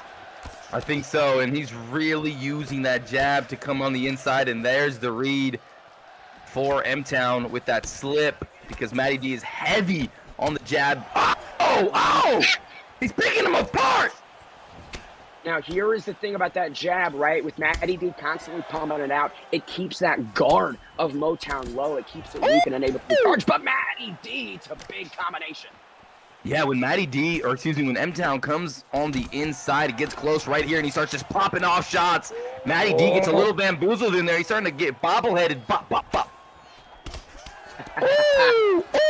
Combination doubles up downstairs with that left hook. 2 minutes remain in this first round of 3 potentially. And I don't know, that right leg, you can see the stance has already been switched. McGregor in orthodox. Right, I think here's the takedown as well. Can he get it? No good. Denial. I think M-Town is having an even better round than he had in that first fight. But there's the knees. Couple of good shots on the top by Maddie D. Motown winning in the health stats department, now chopping away at that left leg. Swimming back and forth. Maddie looking for some big shots. Ooh, eats an uppercut. That's not what you want. That's not what you want. If you're Ea Motown, big uppercut sneaks through. Yeah, you got to watch out. That's a power uppercut. It's not the left uppercut, but it is still powerful as we are in that orthodox stance because of those leg kicks by M-Town. But Maddie D could be getting he could get a little closer now because he's in the stance, Bane. Now, here's what you mentioned, though, right? McGregor does possess a really solid switch stance. So even if it is that right hand, he packs a lot of power, both fists. For sure, he does. It's just a matter of comfortability. How comfortable, is Maddie D in this exchange or in this position? And wow, what a good round 1. I think Maddie D may have taken that one. It's up in the air. It's certainly close. Yes, very close. At range, Maddie D was controlling it, but once you find yourself in that phone booth, that pocket, Motown was doing what he did in that first fight. Again, I'd love to see the betting line and how it changed from that first one to this one. Maybe Motown was a big underdog going into that first fight, but this one, I think it should be a pick 'em. I think it should be lined quite close. Round 2, Herb Dean gets us going. Second set of 5 minutes. The underdog, number 14 ranked Ea Motown, doing God's work against the number 5 ranked undefeated Maddie D. Woo! Yeah, 3-0 Maddie D trying to hold on to that record, has landed some big shots, and this is where he started excelling himself or propelling himself, was round number 2, and right now he's doing the same thing. Big push kick right there. Now Maddie D letting the hands loose a bit more. Finding the chin. Motown goes for another takedown. 0-2 officially on the stats. Eats a couple knees for it on the break. That's where McGregor is quite dangerous, right? When you exit that clinch or those takedown positions. Very, very true. He's always dangerous, but almost breaks, and he gets an open shot. It could be lights out. Oh, right hand almost sneaks through. Through the first 90 seconds, Motown has yet to throw a leg kick, I believe. Don't know if he's abandoning that strategy. Oh, big sticks right there to the chin of McGregor. Good shots. These straights and these jabs are starting to add up. The block is being broken on M-Town. He's got to be careful. He's got to use head movement. He's got to go for the takedown. Oh, big shots by Maddie D. You can see Maddie D's confidence is growing at an astronomical rate. Now he is walking down Motown. Yeah, he's going pretty good right now. He's doing what he needs to do, putting on a lot of pressure. Nice little slip by M-Town to hold him off for just a little bit. But yeah, Bane, Maddie D is all over him in the second round. Things could be going from bad to worse for Ea Motown. Once again, eats a big right hand from McGregor. That uppercut left hook combination is what floored him the first time. Maddie D went back to it. Again, no leg kicks for Motown. Maybe they're too dangerous. Maybe that opens up a big cross right down the middle. But, oh, man, Motown eating a lot of damage. He is eating a lot of damage behind the jabs, behind the straights from Maddie D. Still walking forward, popping him with that jab. M-Town trying to go for that slip, finally grabbing that clinch, but no. Easily shrugged off by Maddie D. Nothing doing in the grappling. He's not able to bring this one in or take a breather, really. 90 seconds remain in round 2. And he does pop out a couple jabs just touching the guard, but he's largely just big right hand momentarily stumbles Maddie D. Sweet right hand from M-Town, and that backs Maddie D up a little bit. The block being punished. Ooh, keeping it up with that jab. Oh! Sniper shots, though. Maddie D drops him on top, going for the finish. Good slip from the bottom, though. Whoa, beautiful. Oh. Look at this. Maddie D, an onslaught offensively. Final minute of round 2. And Motown doing what he can. Here's another takedown. Gets it down. This is big for him. Can he ride out the round and survive to round 3 in this position? Maybe get a posture up, do a little bit ground and pound. Who knows? But Motown desperately needed this pause in the action. Yes, he did. This is huge for M-Town. Unfortunately, a little bit too late in the round, but at least he's going to be strapping up, sitting down for round number 3. He's going to be able to talk to his corner, cool his mind a little bit, and head on out to battle. Now, in terms of recovery, pound for pound, who has the better one? I feel Volkanovski has the better recovery at 145 than McGregor would. Yeah, possibly. I don't know who has the better recovery. I would think Volkanovski, because Conor has such a great chin. Oh, man, look at those shots right there. That straight lead hook was money. And this has been a fantastic round for the 3-0 stud, Maddie D. KM Motown spent the first 2 rounds of that last fight and the first round of this one doing some fantastic work, but Maddie D puts some statements in that second set of 5 minutes. Final round. Motown lands early. Motown early again has been doing a great job with that slip straight. And here we go. If he can get this fight. Oh, but too much power from Maddie D. Unloading. Straight lands. Detonation. Things are going from bad to worse for KM Motown. Big left hand does land. Just seems like he doesn't have any more answers, any more tricks up the sleeve. Yeah, it's hard to have tricks when you got McGregor in front of you just throwing bomb after bomb. Left hook lands again and again. M-Town in big trouble here. Oh! He went for it. He went big. Great combo by M-Town there. That head kick was very, very nice. But still, he's got to deal with this Conor McGregor. The chin is strong. He's going to have to get more of that. Woo! Look at the speed of TMF Maddie D. He's throwing hard. M-Town going for it. Now, here's what's interesting, right? Motown has not thrown a leg kick in many minutes. McGregor's still in that orthodox position. Right. Still in that orthodox position. He's had a lot of success in this position. Why not stay in it? Ooh. Oh! This could be it. Uh-oh. Big overhand, though. The Great comes back with some power midway through round 3. KM Motown still surviving, but Maddie D is simply a stalker when it comes to finishing his prey.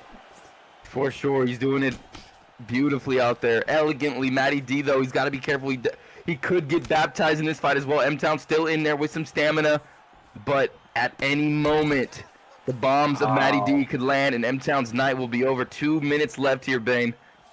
Head health is blinking like a Christmas tree on KM Motown. It's only going to take a couple more combinations for things to go from That knee barely misses. M-Town staying in it, but that left hand too much. Oh! Dean waves it off late in round 3. Still undefeated.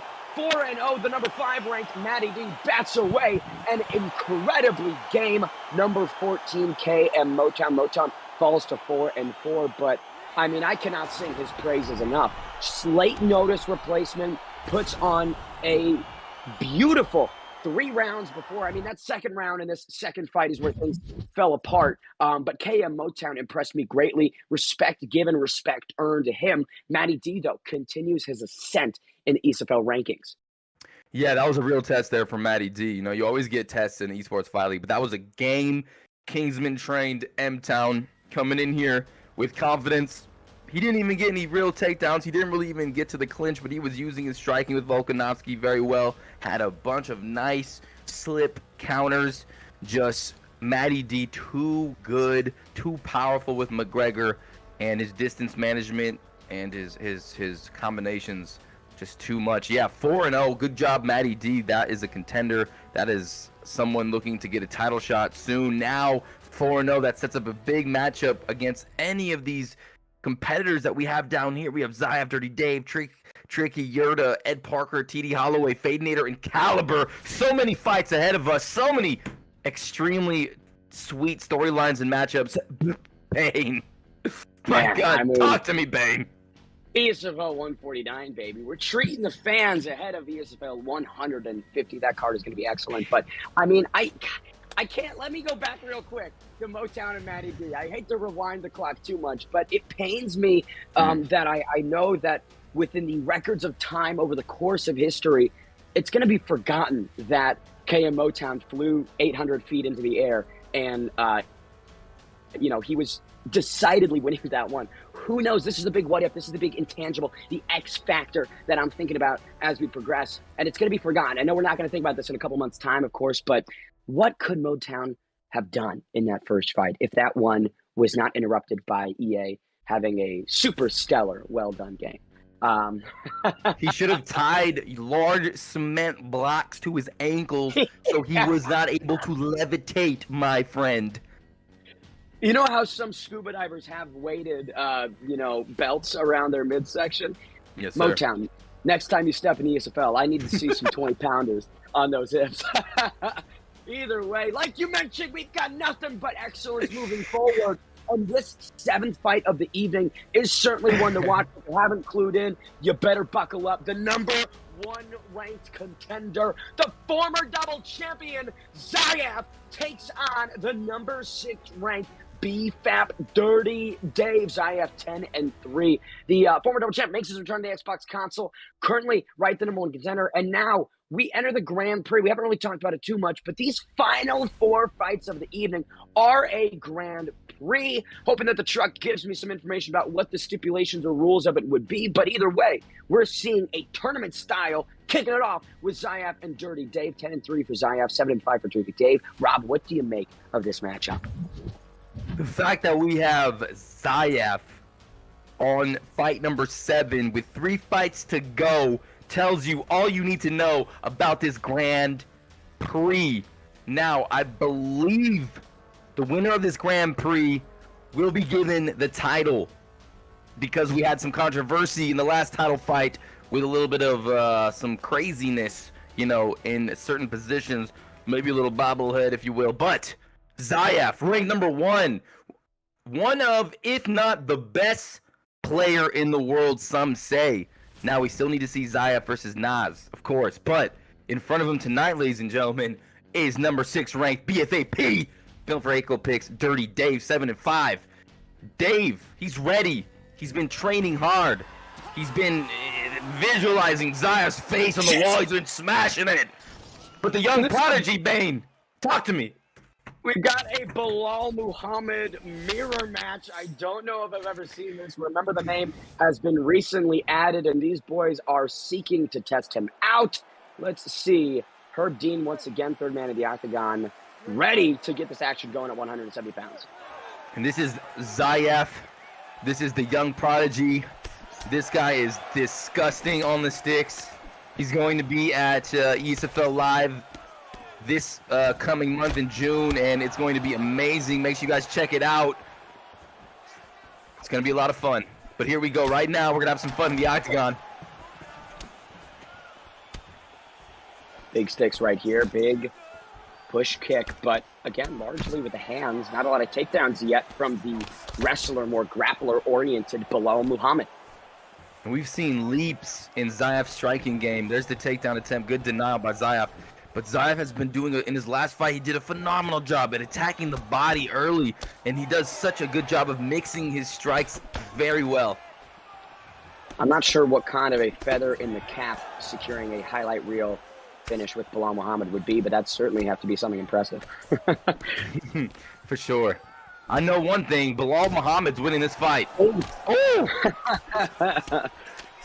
Here comes Zayaf again. This is what we expect. This is vintage. This is patented Zayaf. He wears you down, and he's such an expert with that lead hand, keeping that jab in your face, doubling up on it at times, and then mixing up the tempo. One of the hardest guys to predict, I think, Rob.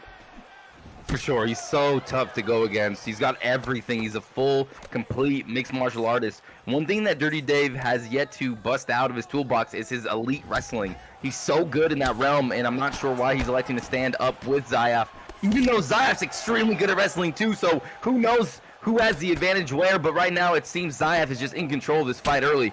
Oh, that front kick is nasty! Front kick from Bilal has been connecting, now going over the shoulder of that right hand. Seems like Dirty Dave is almost out of answers against the young prodigy. It seems he's fighting pretty well right now, not taking too much damage, has done some good stuff to the left leg. Good shots by Dirty Dave. And the stamina from Zayaf also a little bit lower. Nice team. Top 10 action, number 1 ranked Zayaf, number 6 ranked Dirty Dave. This is a big opportunity in the context of this Grand Prix setting. If Dirty Dave secures the W here, he's positioned, win or lose next, for greatness. If Dirty Dave can get this win, that would be the biggest win of his career, no doubt. It would be an upset for sure. Zayaf, a lot of people have a lot of belief in him, and right now in this first round, he's doing pretty good. Oh!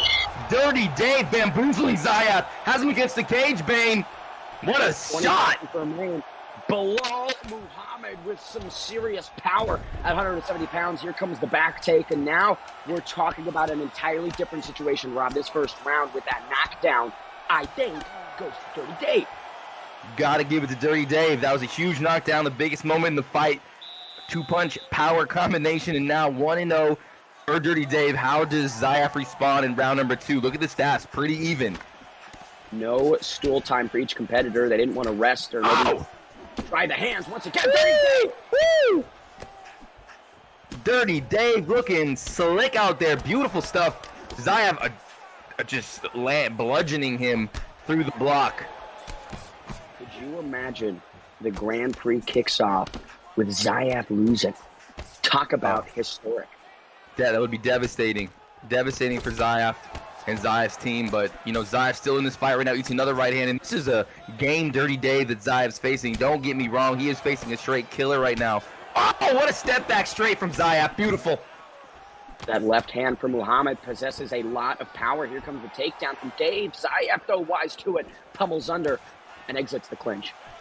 With no stamina either. Interesting he was able to deny that, but Dirty Dave's starting to mix it up a little bit. Oh. Sweet punishment from Zayaf. Big slip straight though connects. It seems that whoever is leading these exchanges is typically the one winning them. When Dirty Dave goes first, he lands. When Zayaf goes first, he lands. With the block of each competitor being so low, I mean, high stakes at 170 midway through this second round. Definitely. Zayaf's kind of setting him up. Jab, jab, straight. Gets that block unnoticed and then comes in with some power combinations. Dirty Dave trying to keep him off, but there's just too much pressure from Zayaf. Zayaf coming for the kill here, but he's trying to pop him off. Dirty Dave lands a right hand. Beautiful! Oh, gets it down. He needed that so desperately. I mean, Zayaf was in kill mode. Dirty Dave able to slow the momentum down a little bit, and now, you know, on top, Bane just getting these body shots. Beautiful work. Dirty Dave, like you mentioned, was eating a lot of punishment on the feet. Desperately needs to keep his position here. If he's able to somehow hold Zayaf down for 2 minutes, I mean, he's up 2-0 against the young prodigy. And Bane, look at the stamina. Dirty Dave starting to gas out Zayaf a little bit here in these exchanges. And on top as well, rolls on over, but still on top. Little crispy elbow. Popped him. Beautiful work right here. Zayaf in that sprawl, but can't stop Dave from getting to the back. Lot of lacerations on both competitors. Blood is pouring from Bilal Muhammad. Yes, sir. Bilal and Bilal are both leaking all over the place. And, man, this has been a good end to the round for Dirty Dave. Another right hand lands flush. Blood splurting out of the face of Dirty Dave. Or, excuse me, Zayaf. But Dirty Dave is having a good round. Is this enough to get him the second round, Bane? Unsure. 2 minutes, basically, of control time. And punishment and denials. And now here he postures up for the final couple seconds, comes back down, though. A lot of denials. And like you said, this is, even if this round isn't scored. Oh!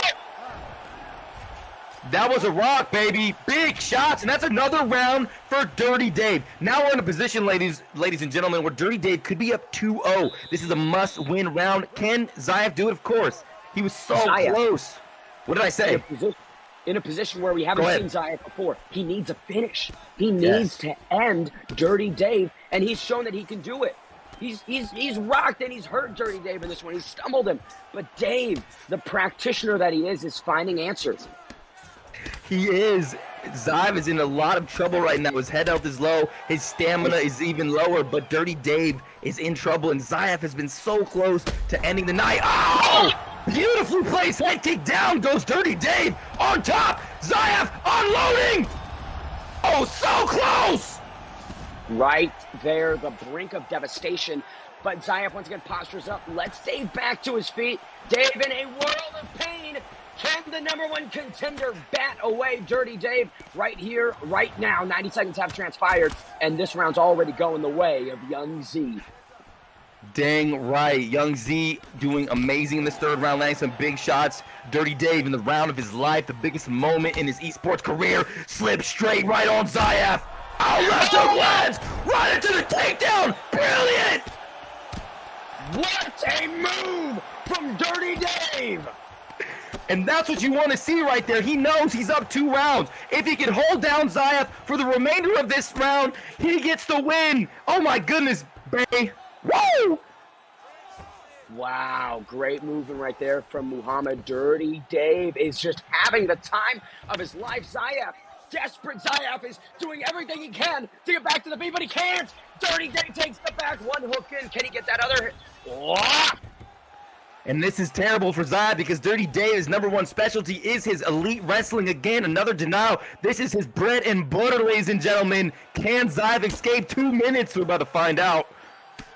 Zayaf with a big knockdown this round, and you know, you gotta be so concerned with Zayaf right now. This is terrible for him. This is the worst possible scenario that the young prodigy can be in right now. Oh. Good. And Dirty Dave is trying to go over that crucifix, but the time is ticking. The time is dwindling right now. Zayaf is in so much trouble. Desperation setting in for the young prodigy. Full guard for Zayaf. Has a lot of tools to get back to the feet, but the denial is right there for Dirty Dave. Dave postures up, moves into half guard. He is securing the biggest win of his life. He is 60 seconds removed from it. That right thumbstick, the rubber is bleeding off because of the ferocity of his flicks. Oh, once again finds the denial. My goodness, and now we're in the side saddle position. This is a dominant position. Now dropping elbows on Zayaf. Zayaf trying to escape, but he can't because Dirty Dave is just too good. Zayaf getting absolutely mauled in the final moments of this one. Ow! What an upset, I think. I mean, Dirty Dave, how do you not give this one to him? I think that is definitely Dirty Dave's win, and what a freaky performance. Taking Zayaf out of the Grand Prix in round #1, the fight of his life. Dirty Dave rising to the occasion, taking out the favorite to win it all. Dirty Dave, the biggest win of his career, Bane. Dirty Dave is the second lowest ranked competitor in this Grand Prix. By all accounts, this should have been a wash. This should have been Young Z styling in the opening round of this Grand Prix, but instead, upset city, baby. That's where we take it to. Remember the name, the king of the ground game. BFAB Dirty Dave progresses. The #1 contender, Zayaf, sent packing. But now, Rob, I'm sending it to the next fight of this evening. ESFL 149 progresses to what should be an absolute delight. The #2 ranked BFAB Trixie Swifts versus the #4 CW Yurda. Trixie, 8-3 overall, former champion, dethroned Hammer to claim the title. Unfortunately, unable to defend, lost it immediately against Fadanator. Needs, wants, desired to take revenge against the gentleman. But for that to happen, he must beat the always dangerous, the veteran of the game, the god on the sticks, Yurda. Yurda, 7-5 after fighting for the title before. Now he gets another crack at this tournament, taking out a former champion. The Venom Invitational champion would be the first step on his road to gold. Rob, what do you think of this one at 170 pounds?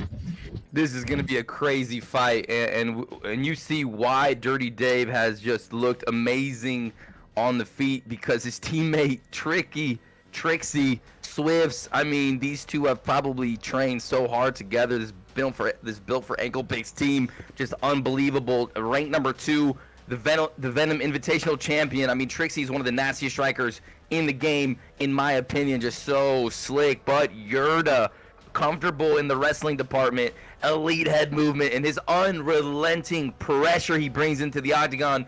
These are going to be two juggernaut strikers coming together, clashing like two rhinoceroses protecting their children. And I don't know what's going to happen in this fight. This is going to be insane. I cannot wait. Kamaru, the Nigerian Nightmare Usman, faces George Rush St. Pierre. The Grand Prix continues in this opening round, similarly at 170 pounds. Man, I am excited for this one. Me too. These fights have been insane. My heart is beeping. I'm having palpitations. We're going to have to get you a medic. We're going to have to call someone in for you, Rob. Where's Pickett? Where's Pickett? Now, I will say, Trixie Swift has one of the best, if not the best, Kamaru Usman on the face of the planet. I have seen him use it before to great effect. GSP has all he can handle tonight. And this is a matchup that many MMA fans around the world would dream to see both these athletes in their prime, and we're getting to see it at the highest level in the Esports Fight League on UFC 4. Trixie and Yurda giving us a delight. Big sticks right there from Trixie, dedicating downstairs with those leg kicks. I think that's a great strategy, right? You got to compromise the wrestler in GS. Oh, no. What'd you do, Bane? I don't know. Looks I like know what I did. A little bit of a disconnect. I think we were just too hyped. You know, we broke the server. I think so. Yeah, the bandwidth of the internet cannot contain the excitement that we're injecting into it, Rob. It simply is not built for the entertainment that we're trying to get. It is built for ankle picks, because that's the team that's fighting right now. Trixie. We didn't really get to see too much from Yurda and Trixie as far as strategy or, you know, anything implemented, but this is going to be the second fight tonight that has to be ran back. So we're getting to see rematches on rematches. It was set to 5 rounds. It seems the boys in the back have just confirmed. So we got to get that reconfigured, get the logistics right. Come on, Bane, tell these guys. You know, hey, you guys know the rules. Come on, we've been around for 149 cards. That's not even counting the 8OX tournaments for the one-off events. You guys know the rules. Just do it. Just do it. Come on. Hey, at least they got sound done. You know, at least we got a crowd in there, Bane. Woo! We've got some tears, Rob. Now, here's the thing. There wasn't a lot to unpack, but what there was a lot of leg kicks from Kamaru Usman. So if I'm GSP, I'm turning that knee out. I'm trying to check as many as I can. Definitely. And both these guys possess, you know, wrestling. They've got striking. Definitely Usman's got a little bit more power, but maybe Yurda's got a little bit more speed and flow. Who knows? The punching power definitely belongs to Usman, but GSP, right? I've seen a lot of people land some impactful strikes with Rush over the last several months. I mean, if you're able to find your spots and be precise and selective, you can make it count. Definitely. He's got some sweet striking, some good kickboxing as well, and a lot of cardio. This is going to be an interesting matchup here. Ooh, little push kick. I like that. I like that little karate-esque type action. Going to that body is Yurda. Oh, Trixie, tricky. Look at that check left. Look at that beautiful left hand of Usman. Anytime that Yurda wants to duck down to the midsection, maybe throw a straight or a hook, that left hand, that hook comes through. Yes, he's done a good job with that hook. And it seems Yurda is targeting the body with that body straight, and that'll sap the juice. And it's got some stopping power as well. Big leg kick once again. He's spitting some bars downstairs with those legs, trying to make that shin absolutely discolored. 2 minutes and 30 seconds remain in this opening round. Oh, beautiful! That was a little sidestep if you didn't see it, and he just cracked him with that right hand. What a play. Smooth criminal Trixie bamboozling Yurda. Man, Trixie's such a pleasure to watch. He is a tactician whenever he's inside the octagon. If it's 15, if it's 25, it is some of the most excellent striking and just cerebral gameplay that I think that you'll see on the face of the planet. I'm willing to make that claim right here, right now, Rob. I would agree with you. I mean, you guys might not be seeing it, but maybe you are. Trixie is smashing Yurda right now. Good denial there. Beautiful from Yurda. You can't do that against GSP. He'll flip you over like a burger. I'm getting hungry, but yes. Beautiful denial. Oh! Again! And again! Trixie is just slipping out of the way with the side kick or the side step. That kick goes by, and then he power right hooks him. Trixie is looking unstoppable in this fight. 30 seconds remain. 2 rocks, no knockdowns yet, but it feels only a matter of time for the Venom Invitational champion before he sits GSP down. Yeah, you know, Yurda needs to stop throwing those spinning back kicks, any teeps or anything, because Trixie is on him right now. That left leg is damaged. Oh, we see a couple of good strikes as it's kind of lagging here a little bit, but a little success. Oh, look at that left leg. He looks like Jean-Claude Van Damme and Kickboxer kicking the fucking tree. And I just cursed. Let's go. You're fired. You're gone. You're done, Rob. My goodness. And Trixie just unstoppable right now. Bane? It really is. And it's impressive, right? His ability to counter so effortlessly. Like you mentioned, those spinning kicks from GSP have only brought disaster for Yurda. But if he sticks to it, Trixie's just going to capitalize on it. Beautiful shots there. Yurda kind of having some success. That straight pops him right in the noggin. Oh, another right hand. Oh, Trixie's right hand has been on point tonight. Look at this again. It can't miss. That right cross can simply not miss. The chin of GSP is a magnet, and that right hand is a steel beam, connecting time and time again. Yes, sir. Oh, this time the left hand. And just the defense of Trixie, just always sliding out of the way, hitting R2 when necessary, and Yurda just getting butchered out there. Man, the number 4 ranked CW Yurda. Oh, rocked for a third time. Oh my goodness. Yurda moving pretty well with his head movement, keeping him out of harm's way, keeping him from getting completely annihilated. But man, Trixie, you are looking fierce.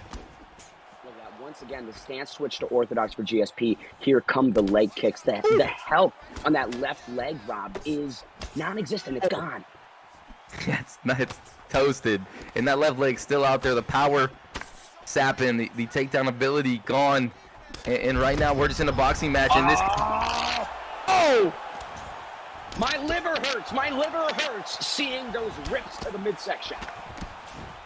You might need to take some medicine for that liver, baby. I've got some for you, some dandelion.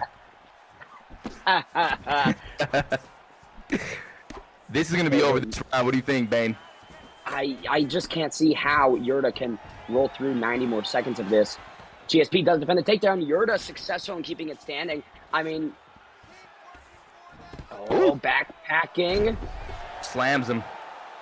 Oh, that's got to hurt. We've seen a couple people put themselves in this position. It's almost a position that you use just to hold your opponent, and the ref has been stopping it or standing him up so fast. Looks like they'll do it again. Nope. He rolls out. Rush rolls over. Interesting. Yesterday, Chase Hooper had a calf slicer, and the ref stood him up. It was the weirdest thing. I don't know if you logged that one, but these refs, man, they're standing things up a bit too quick. Indeed they are. They need to hit the slow motion button sometimes and relax. And finally, you're able to relax in there, Bane. On top, a little bit, sort of out of danger finally, and looks like he is going to prove me wrong and get to that third and final round. Against all odds, right? Against all odds, he's lasted through 10. Now he's got 5 remaining, but that left leg is gone. His chin is similarly broken to bits. This I mean, we're talking about upsets, right? With what Dirty Dave just did to Zayaf. Right. If Yurda can somehow come back against Trixie Swifts, that's on the same level in terms of upsets. Final round. We're here at 170 pounds for 5 more minutes. Yeah, if Yurda finds a way to pull this fight out, that would be unbelievable. Oh, another shot by Trixie, though. He does not want this upset to happen. Pressuring beautifully now, standing his ground. Another left leg kick. Gosh. And it elicits a stance switch automatically, immediately moving that left leg to the rear position. Trixie is just dancing on him right now. Ooh, he is. And look at that, full left leg health, full right leg health. Yurda's done some damage to the head. That's his only target he's been actually able to land anything on. So Trixie just has to hold that R2 button, keep landing these shots, and this should be it. Oh, beautiful by Yurda. Big uppercut. Here comes Yurda. Ow! Big shot, though, by Trixie. Again, that right hand connects to the chin. Detonates another one. TNT. Right down to the... Beautiful follow through with that takedown. I mean, Usman just colliding into the midsection. But GSP powers up. Yurda not out of this. Oh, my gosh. Beautiful slip. You know, you got to say, Yurda has had some fantastic slips in this fight to keep himself in there, keep himself from being baptized. The face of George St. Pierre is massacred. It is a bloody mask, no longer akin to what it formerly was, but Yurda still pushing forward and landing. Yeah, Yurda's still fighting confidently in this third round. Got to give him some kudos and some props here. He came to fight well-trained. Bang! Oh, my God. Stand that right hook, though, of Usman. Trixie en route to progressing deeper into this Grand Prix. Yurda finds the sprawl, but with less than 2 minutes remaining, his hopes are dwindling even more so than they already were. For sure, it's not where you want to be, just eating devastating body shots. I mean, these are hurting right now. Can he get the denial? He does. He's got no head health, or body health, rather. He's got nothing. No head health, no body health, no leg health, no stamina. He's in trouble. Paraplegic right now, Rob. He's paraplegic. Oh, man. And there's Trixie again, able to get that denial and just complete control. I'm expecting a crucifix finish. Less than 60 seconds. It would be nice for Trixie to get that cherry on top, that finish inside the 15. Oh, God. Those elbows hurt, man. He's grating his face right now with that sharp elbow. Just Trixie just devastating him on the mat here, popping him with the chin shots. Oh, man, the denial as well. Here it is. Here it is. Wow. Can Yurda survive 5 more seconds? Can he make it to the scorecard? He did it. He survived, but look at him. He is brutalized. That, I mean, I don't know if I could say 10-8 every round. Would you say 10-8 every round? Ooh, I could say 10-8. You know, I could definitely give those a 10-8s because, I mean, the damage he did, he didn't really take any damage himself. It was pretty dominant. Maybe 110-9. Oh. Holy smokes, look at that right hand.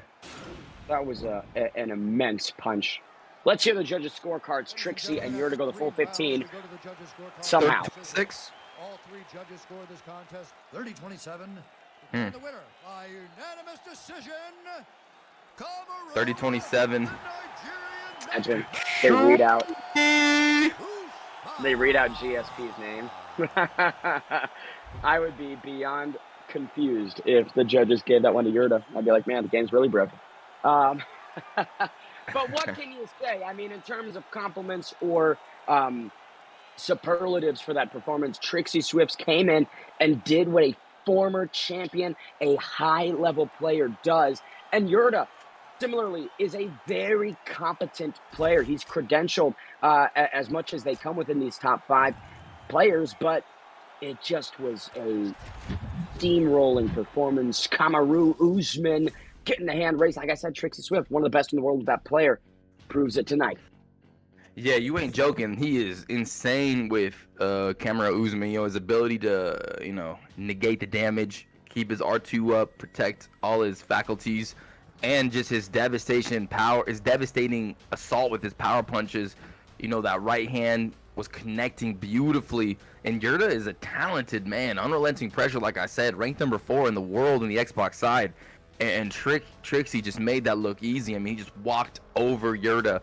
And, man, what a performance. Very impressed. I mean, that's the Venom Invitational champion.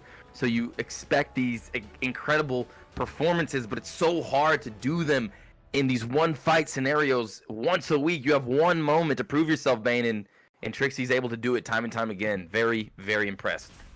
He'll do it time and time again. And like you mentioned, right, when people are now expecting, when you win a tournament like the Venom Invitational, there is that expectation, there is that pressure. And we've seen many people fold over the years, right? People that can't live up to it, people that can't capture that moment, that lightning in a bottle, and then ride it. But Trixie has been, always will be a master of putting on these excellent performances against these top guys. But talking about top guys, Rob, we have arrived at the co-main event of the evening.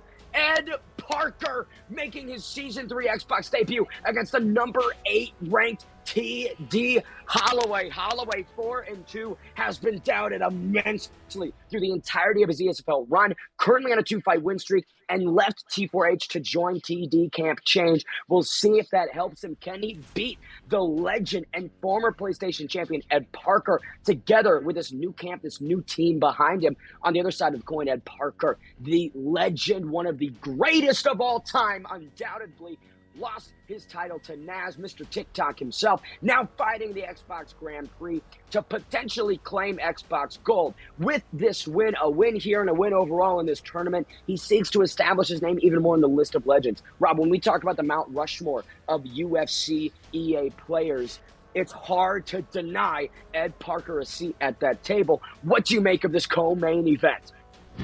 This is going to be an incredible fight. I mean, Ed Parker had the championship over there on the PS4 side, and Nas kind of came through, took him out handedly, and now we're seeing Ed Parker in this Grand Prix tournament, a redemption arc maybe to reclaim that gold again. But, you know, with a camp change for Holloway, whenever you switch camps, it's always sort of an emotional moment. You got a lot to prove. And now with TD, if Holloway could cement this win over the legend that is Ed Parker, the quicksand, the man that will sap your stamina, devastate your body, and just eliminate you in the later rounds, Holloway would be in a great place. He'll be feeling amazing. TD, I mean, that would be a lot of hype for that camp as well. Ranked number 8, and Ed Parker unrated right now in Xbox, so we're going to see. Ed Parker hovering over Chaos. Colby Covington, it seems. Like TD Holloway is electing to go with Kamaru Usman, the Nigerian Nightmare versus Chaos. We've seen this one play out on several occasions, never in Chaos's favor. And this is also a big moment for Ed Parker, too. You know, he needs to get this win. He needs to, you know, he wants to for all his fans. He wants to shut up the doubters, Bane, and will it be George St. Pierre? It's got to be I think Conor, that, right? You know... Going with Rush, we'll see. This one played out, not too long ago. TD Holloway still on that Usman pick.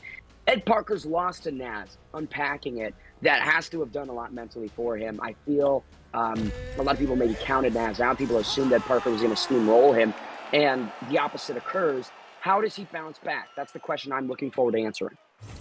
Yeah, you know, Ed Parker is an extremely good player, a legend. As long as he's putting in the work, he's dedicating himself, he's focused, he's going to perform very well. Now, Holloway, that's the question mark. Holloway was in the Four Horsemen. They've got extremely good grappling. Now he's in TD. How's that change going to affect his gameplay? We're about to find out. This is what makes the Esports Fight League so amazing, is we get to see right now, right here, what these guys are going to bring to the table. Big matchup here. Glove touch finally occurred. After an interesting moment, George St. Pierre putting that right leg forward in that southpaw position. TD Holloway with the orthodox Usman.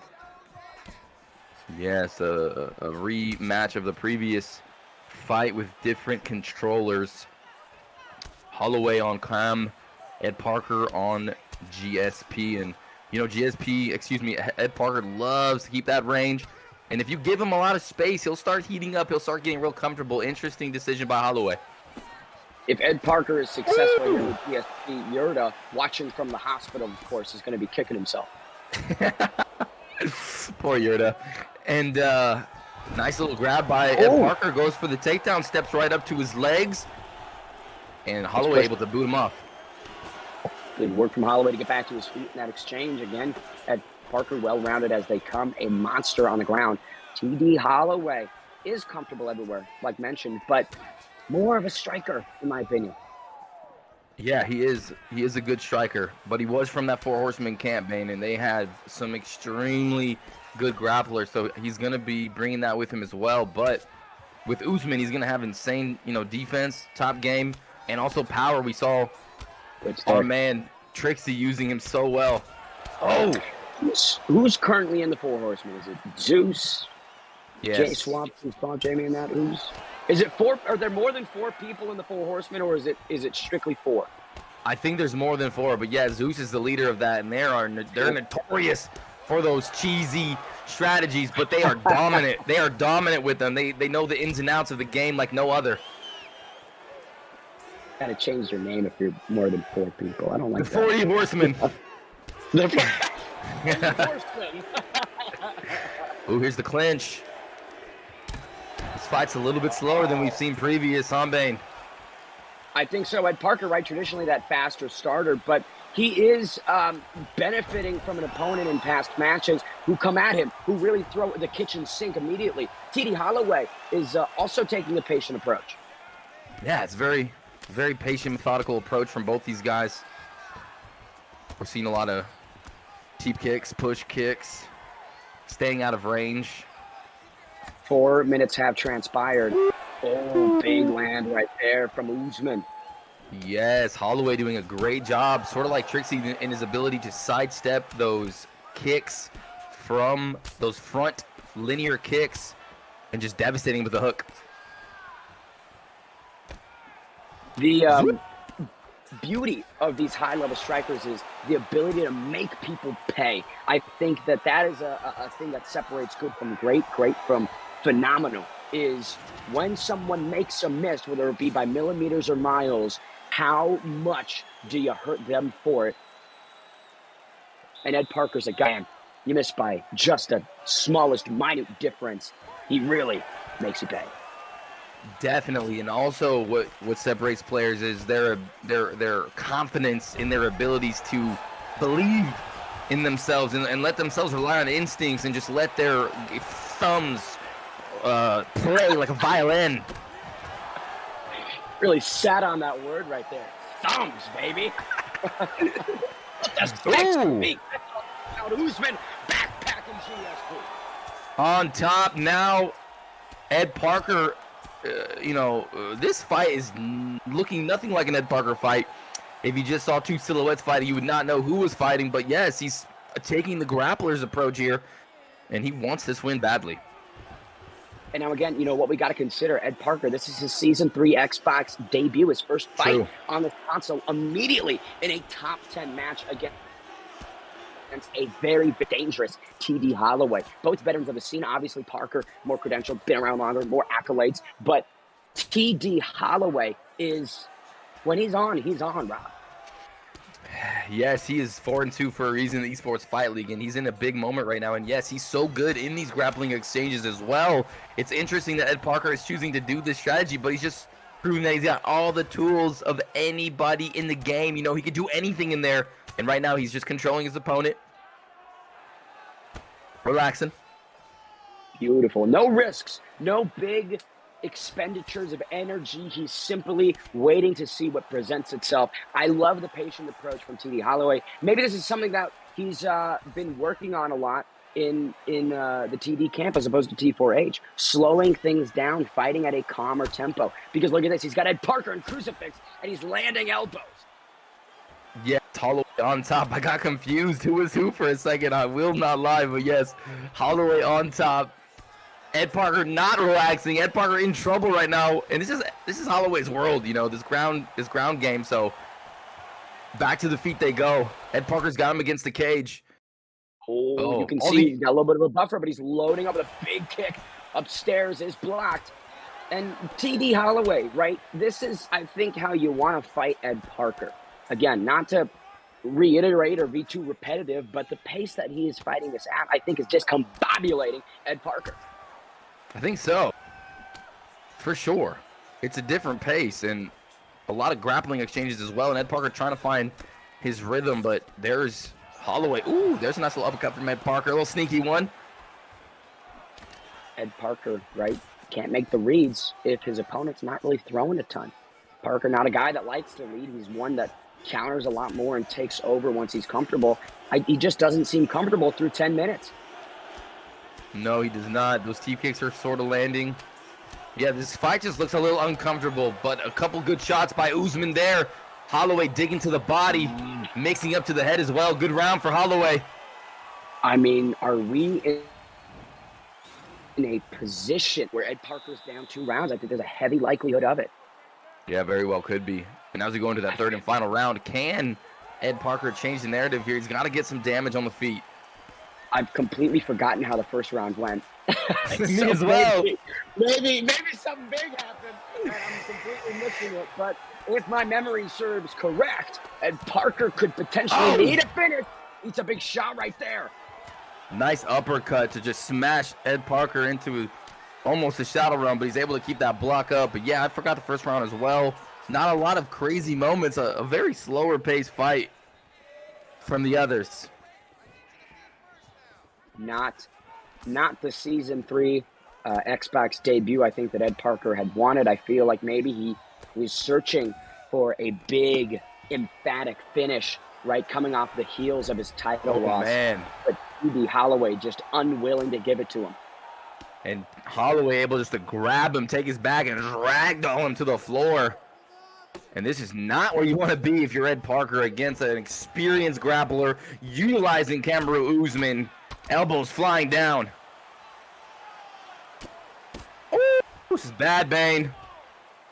Ed Parker in trouble. Here comes the crucifix. Once again, TD Holloway has secured one of the most advantageous positions on the ground that you can possibly have now. Side saddling. Man, such an expert on the ground. Pleasure to watch him work. For sure. Look at these denials. I mean, Ed Parker is trapped right now. Huge stamina advantage for Holloway, most likely. Slips right into full mount. Another deny on that left side. Ed Parker gasping for air, and here it is. This is the bread and butter right now of the Holloway team. Absolutely suffocating Ed Parker. This could be it. A lot of time left on the clock. Ed Parker needs to do something big to escape. I believe he's going to get his arm ripped off here. No stamina. Holloway's insanely good at this position, and this could be Ed Parker losing a limb and Holloway walking away with Ed Parker's arm in his pocket. And I think it's going to happen. He's going to rip it off! He's ripping it off, Bane! Oh! The Nigerian Nightmare Usman takes home Ed Parker's appendage. What a performance. I mean, yes, likely slower than what many expected or wanted, but TD Holloway with one of the most impressive wins of his career. Yeah, that was incredible. Really just beat down Ed Parker, wrestled him throughout the fight, gassed him out in that grappling exchange. I mean, he got so many denials, 3, 4, 5, I don't even know. Used that to get to the full mount. Got another denial. Ed Parker was suffocating down there, and then he grabbed his arm and he snapped it off. Man, what a win! What a disappointing maybe ending for Ed Parker. Right, this is a tough spot that we've seen him in. We haven't seen Ed really drop the ball in these kinds of fashions. Again, like I stated, a lot of people were probably expecting Ed Parker to come in here and win big, and that's just not what was in the cards, Rob. Not what was in the cards. No, he was going against a very talented grappler. Holloway obviously motivated, switched to that TD camp, bringing all the 4 horsemen accolades with him, all the experience when he was rolling around in his underpants late night with Zeus on the sticks. And then, Ed Parker thinking maybe I should pick GSP so I could wrestle him. And he was just not able to get his usual offense off. The fight was just in Holloway's favor. It was just sweaty, gritty match. And Ed Parker unfortunately does not remain in the Grand Prix. The legends are falling. Zayaf and now Ed Parker. But now it's time for some new legends to form legacies, and Holloway is on his way. Talking about legends, we've still got 2 more who certainly fit that bill. Rob, it is about time for the main event of the evening. ESFL 149 concludes with a titular battle between the champion FSK Fadanator and KM Caliber. Fad 9-2 initially lost his fight against Caliber via TKO, and with that also lost the belt later. Result was overturned into a DQ victory for Fad. He gets the belt on a technicality, but he looks to shut up all the doubters, all the people that say it was a fluke. He's searching for a dominant win. The challenger, KM Caliber. 6-5. He went 2-4 before the break that the ESFL had. Caliber got cut. He was out of the organization. Now here he is, winning 5 out of 6 sets in the roster rumble to earn his spot back, and now in a 4-fight win streak before eventually winning the title. However, again, it got overturned, Rob. That title snatched away from him as quickly as it was wrapped around his waist. He's angry. He's frustrated. He is searching to get that loss back, and with it, steal the title from his rival, FSK Fadanator. Rob, the main event. What do you make of this matchup? Oh, this is a dream matchup right now, a rematch in the previous bout that we all witnessed. It was history in the making. We saw so many extremely good moments for both Fadanator, the champion, and Caliber, the contender. And it's unfortunate that Caliber had his belt ripped off of his waist, like you said. That must have been painful. But, you know, those last sequences where Caliber got a clutch denial on that, you know, rolled him over, got the full mount, denied again, postured up, and clamped him down with some big shots. Caliber possesses the tools he needs to beat Fadanator, but now Fadanator knows, he's experienced what Caliber brings to the table. Can he get him? 7-1 is the matchup they had before. You know, 7 wins to Caliber, or excuse me, 7 wins to Fadanator, 1 win for Caliber. You get me too excited right now, Bane, but right now these matchups, welterweight division, 5-minute rounds for the strap on the Xbox side. I cannot wait. I am simply excited. You can see the notorious one, Conor McGregor, is appearing to be what the champion Fadanator wants to choose. On the other side of the equation, George Rush St. Pierre for KM Caliber. We've seen GSP be used to, varying results here within this Grand Prix, but the last round of the opening cards concludes at 170 pounds between McGregor and St. Pierre. Wow, interesting. Okay, so Fadanator going with McGregor, really believing in his striking and also confident in his takedown defense and his ability to get up from the bottom, because you know Caliber with George St. Pierre is going to be able to go. Is going to go for that takedown. There's no way he's just going to strike with him throughout this fight. Being third man in the octagon gets us going for this main event. Rob, as you mentioned, 5-minute rounds. Fadanator with the McGregor in the green on the left side. KM Caliber with the GSP pick in the blue. Yeah, and this first round is very crucial. Can Caliber stay away from the damage and the power of Fadanator's Conor McGregor? Can he land body shots? Can he get a takedown? Can he gas out that stamina bank early? Let's see. McGregor is such a unique selection at 170 pounds in a 5-minute affair, or 5-round affair, apologies. You got to think Fadanator searching for an early first, second round finish. The longer that this one goes, it certainly favors the challenger, KM Caliber. Ooh, nice right hook from Fadanator. Fadanator's taking the center of the octagon. Nice teep kick. There's the catch, pushing him against the cage. Bang! Right to the head. Good decision from Caliber. Big knee. Sneaky, sneaky. Look at this pressure, Rob, that KM Caliber's putting on the champion. Beautiful! Oh! And that is what you want to do if you are Caliber. Get that early takedown, and now inside control position. Nice impatient on top. Let's see how he decides to play this. Rolled on over to the spot position. Maybe going for a... Nope. Slipping right over to the backside position here, Bane. Beautiful work. Hooks are in for GSP. No, they are not. McGregor is able to pop them away. Able to stand up. Good job by Fade, but he's not out of the woods yet. A couple nice knees there. And dragged right back down. Caliber, relentless. with his takedown assault. Referencing the official betting line. Posture up here for GSP, though, landing on the champion. McGregor pops up. 68% of the Twitch points are on the champion Fadanator. KM Caliber comes in as an underdog in this title fight.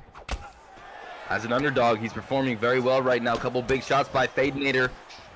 Attacking well. The defensive Caliber holding up. Uppercut lands for Fadanator. He's walking him down here, Bane. You have to avoid the power. You have to move laterally. You have to clinch, escape that left hand of McGregor. Big knee to land. That knee is just working out beautifully for Caliber. Every time Fadanator goes down for that body shot, Caliber's interrupting him with a knee, but Fadanator starting to land some good shots and also doing well with his stamina bank early in this fight. Obviously, power discrepancy favors the Irishman, but KM Caliber, the more holistic striker, mixing it up downstairs, upstairs. He's finding all of his targets, whereas Fadanator just targeting the head for the most part, but when he lands, boy, does he land. For sure. And Fadanator's also, I feel like Fadanator's attacking that body as well, trying to keep up, keep the stamina on GSP quelled. But an interesting first round. I mean, that was a huge takedown. And that spinning body kick early, that was like in the first opening moments, was beautiful. I think Caliber, the challenger, might have taken round number 1. I'd give a 10-9 to the challenger as well. The number 3 contender snatches away the first round, second set of 5 minutes. Herb Dean gets us going. Here we go. Round number 2. Caliber immediately takes center of the octagon. There's the knee, misses for Fadanator. A little feint kick from Caliber. They're opening up quickly here. Ow! Big shot! A lot of heat coming from McGregor in the opening frames of this second round. You can tell Fadanator getting a bit urgent, getting a more aggressive approach. Woo! Beautiful little pivot there. Right into the clinch position, attacking the head with the knees. And this is where you want to be. Oh, but big knees! Huge! Caliber, a little unexperienced in this position. He's got to get out of there. Those knees are nasty. Wow. KM Caliber saw momentary panic. Now he's eating some serious leather from Conor McGregor. And another devastating check by Fadanator as well. Coming forward. Now Fadanator winning the stamina battle with Conor McGregor and attacking that body again and again with that left straight. That is paying dividends right now.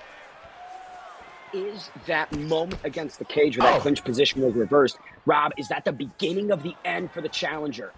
That was definitely a moment that definitely tested the mental psyche of Caliber. Whenever you're in that clinch position, you think you're going to do damage, but then you eat 4 knees. That's going to take the body health. That's going to take stamina. Yes, a huge moment, Bane.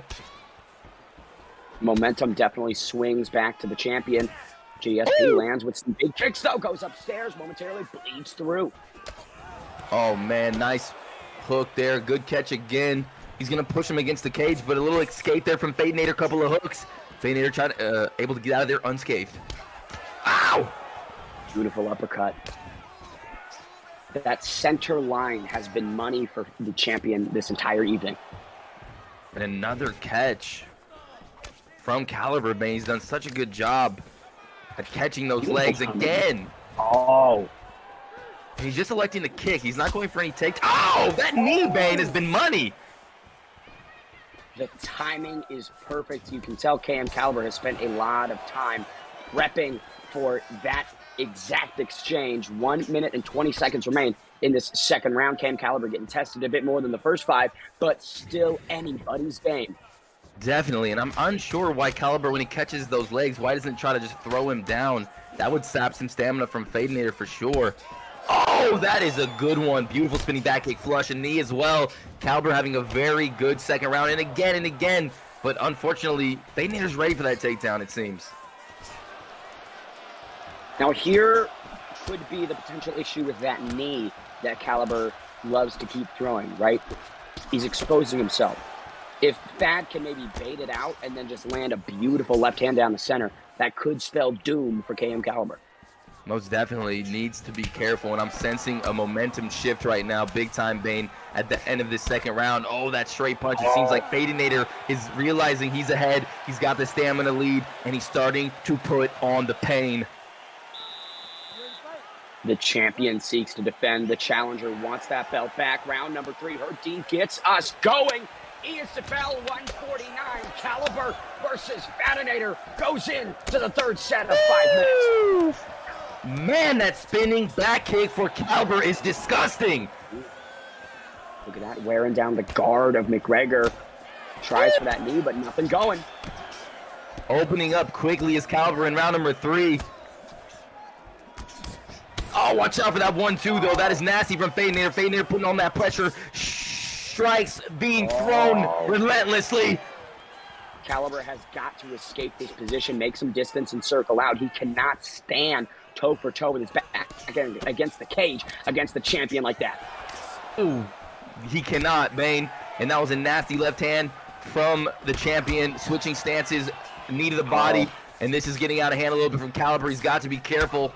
Oh, devastating kick. Payback. Woohoo! Caliber seeking to tighten it up. Big combination right there, but eats a return shot. All of the stats, I believe, favor McGregor. Fad not wearing it as much as KM Caliber is. Definitely not. I think Fadanator's had the better moments in this fight. Oh, man, but Caliber is right there. Beautiful Superman punch. He's done such a good job catching these body kicks again. Has him trapped against the cage. Body, head. Beautiful stuff from Caliber. KM Caliber, the challenger, coming on strong midway through round 3. Now gets a clinch. McGregor denies. Big uppercut lands. Caliber getting the better of him. Another, cup shot. Down goes Fadanator. They're trading. Knee again, Bane. Caliber having the round of his life right now. Talking about momentum swings. The pendulum is back in the Kingsman favor. 1 minute and 50 seconds remain in this third round. Caliber finding some second wind after eating some serious punishment at the beginning of this third round. Yes, couldn't agree with you more. Really doing well, moving extremely well. And again, lands another devastating spinning back kick to the body. And now Fadanator's body is in trouble. It is compromised. He needs to be careful. One more. Oh, beautiful slip spinning body. Caliber! The challenger is finding his rhythm and the momentum like he did in their first outing. Fad, the champion, right? You see the stamina on both sides depleting quite quick. Last minute of this third round, and KM Caliber seems to be in charge. Definitely a superb round for Caliber. Oh, uppercut lands for Fadanator, though, because these spinning body kicks are landing on point, and now Fadanator really needs to think about his defenses. You know, his mind is working right now in this third round. Caliber stealing it, and we're only about 15 seconds away from the championship rounds, Bane. What a fight! I can't imagine that Fadanator... What an assault! The detonation late in the round. Was he able to steal that, Bane? I don't know if the most significant, effective moment occurs in the final several seconds. If you're KM Caliber, that is not how you want to enter the championship rounds. Definitely not. Oh. And that just shows what Fadanator is capable of, Bane, at any time. Right when Caliber was solidifying some serious momentum, it seems the concentration's been broken. Fadanator coming on strong within the first minute of round 4. He's walking him down now, putting on that pressure in round number 4. Really putting him in the cooker. We saw this sequence in round 2, right? Fad just pushing against the cage. Beautiful takedown from the challenger. Much needed. You saw that 101 strikes from McGregor, 103 for Caliber, and this is just so close, and that takedown was absolutely needed. Let's see what he does with it with a lot of time on the clock here. KM Caliber with an opportunity to really kind of wear and tear on the remaining stamina of McGregor. Perfect opportunity, in my opinion, that he needs to capitalize on. You got to find some answers because the power is still there. And, Ooh, this is bad. Very bad for Fadanator. He needs to get out of there. He's able to get up. That was nice, but another takedown. No, Fadanator denies it. Good job. And another one, relentless. But a late takedown denial again. Fadanator will not be held down. Beautiful slam attempt, though, by Caliber. He put a lot of effort and strength into it. And you can tell the body of the champion. Fadanator relentless swinging, going for the finish. Good head movement from Caliber. Again, the knee, but Fadanator catches it. Oh, the slam from Caliber! Oh, the knee. the champion will not be denied. This is insane! What are we watching right now? Back and forth, but somehow, some way, Caliber on top. Full mount position, Bane! Fadanator in a horrendous spot right here. Once again, the challenger right on top of Fad Ken. Caliber finding posture up. Both guys were out on their feet, in my opinion, Rob. I mean, they were stunned. They were dazed and confused. Dazed and confused. And now, on top, arm triangle being locked in right now from the challenger. Fadanator defending himself well, but another moment for Caliber to get some space, clear his head, clear the cobwebs, and refocus. Refocus, get a sub attempt on the board, some more control time. I mean, this fourth round, right, while he was facing some adversity, while he was rocked, if he can maintain control for the final 40 seconds, it could realistically come down to this fifth and final round. Posture up for the challenger. Yeah, and he's posturing up here, landing some sneaky shots. Bang again. Ooh, another hook land. Straight punches right down the pipe. Oh! Caliber unloading. KM Caliber, round number 4. He has said, it is my time, my moment, my opportunity. Rides out the fourth round. We are going to the final 5 minutes. ESFL 149 comes down to the 5th and final round. My goodness, what a fight we have here, ladies and gentlemen. Don't blink. This is the 5th and final round, and you saw that little replay, the sequence where Caliber just sidestepped, uppercut, Fadanator almost into oblivion, and here comes Fadanator. Oh, both guys attacking, testing the block. Oh! Beautiful! Woo! KM Caliber is feeling himself in these final 5 minutes. You can tell he's confident. You can tell he knows something that maybe we don't, Rob. Tell me your secret, Caliber. And oh, that was huge. Beautiful sidestep there. Attacks the head. Both guys starting to gas out tremendously. Nice little jab on the inside from Fadanator. Uppercut lands flush. Caliber's in some trouble. Nice slips. Beautiful takedown attempt. Can he get it? No. Oh! But on the break, finds some excellent work downstairs and upstairs. 3 minutes and 30 seconds. The Superman punch has been money for KM Caliber. Disputes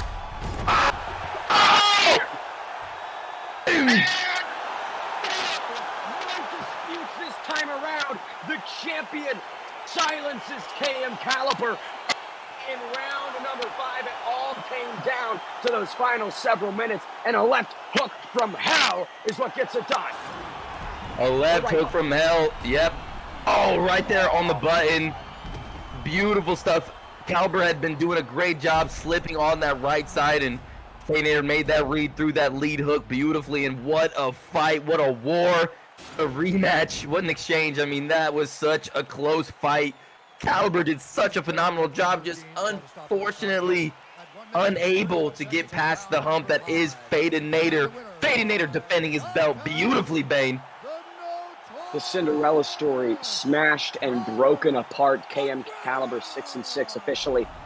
It really is just unfortunate what happened within the last fight. He should have been the champion, but instead gets it removed and now gets put out clean. I'd love to see the judging, if we could toss it up, just to know really where the UFC 4-3 officials ringside were thinking, because it was close, man. I really don't. 48-47 is what. Well, that can't be right.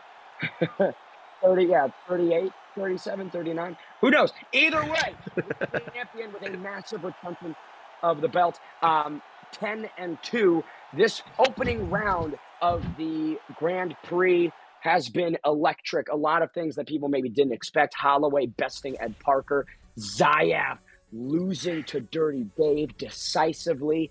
I mean, talk about an amazing final 4 fights on this card. But overall, ESFL 149, Rob, what an excellent treat for the fans watching back home. Oh, man. I mean, how we say this, but it always feels like they're just bringing more and more heat, more and more excitement as we do these ESFL cards. The Esports Fight League is on fire right now. My goodness, I just smashed my microphone against my desk. And we got so much to come. I mean, we got 150 next weekend, and then we're leading right into ESFL Live. I mean, the physical belt's going to be wrapped around someone, but let's keep our focus on this event, the championship. Fadanator and Caliber just put on a magnificent show. I mean, these fighters are getting better and better, more exciting as we go. Bane, it's a pleasure to be here with you as well. It's always an exciting call when Bane is here. Bane Rob combo is certainly electric. It is truly an honor. The pleasure is all mine. To everybody watching back home, I truly hope that you guys enjoyed today's show. Such a fantastic one. To the competitors, thank you guys for giving your best and leaving it all inside the ESFL Octagon. Stay tuned for ESFL 150. That's one that you certainly don't want to miss. I've been Ben the Bane Davis. It's a pleasure, and I will see you in the next one. Take care. Till next.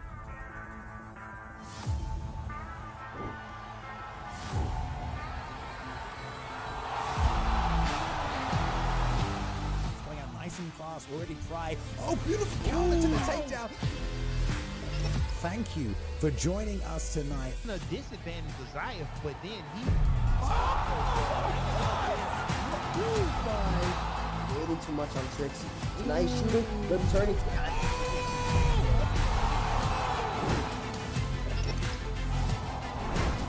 Watching my Twitch, watching on YouTube, watching from around the world tonight. I know the UFC isn't on right now, but guess what? The virtual octagon is here.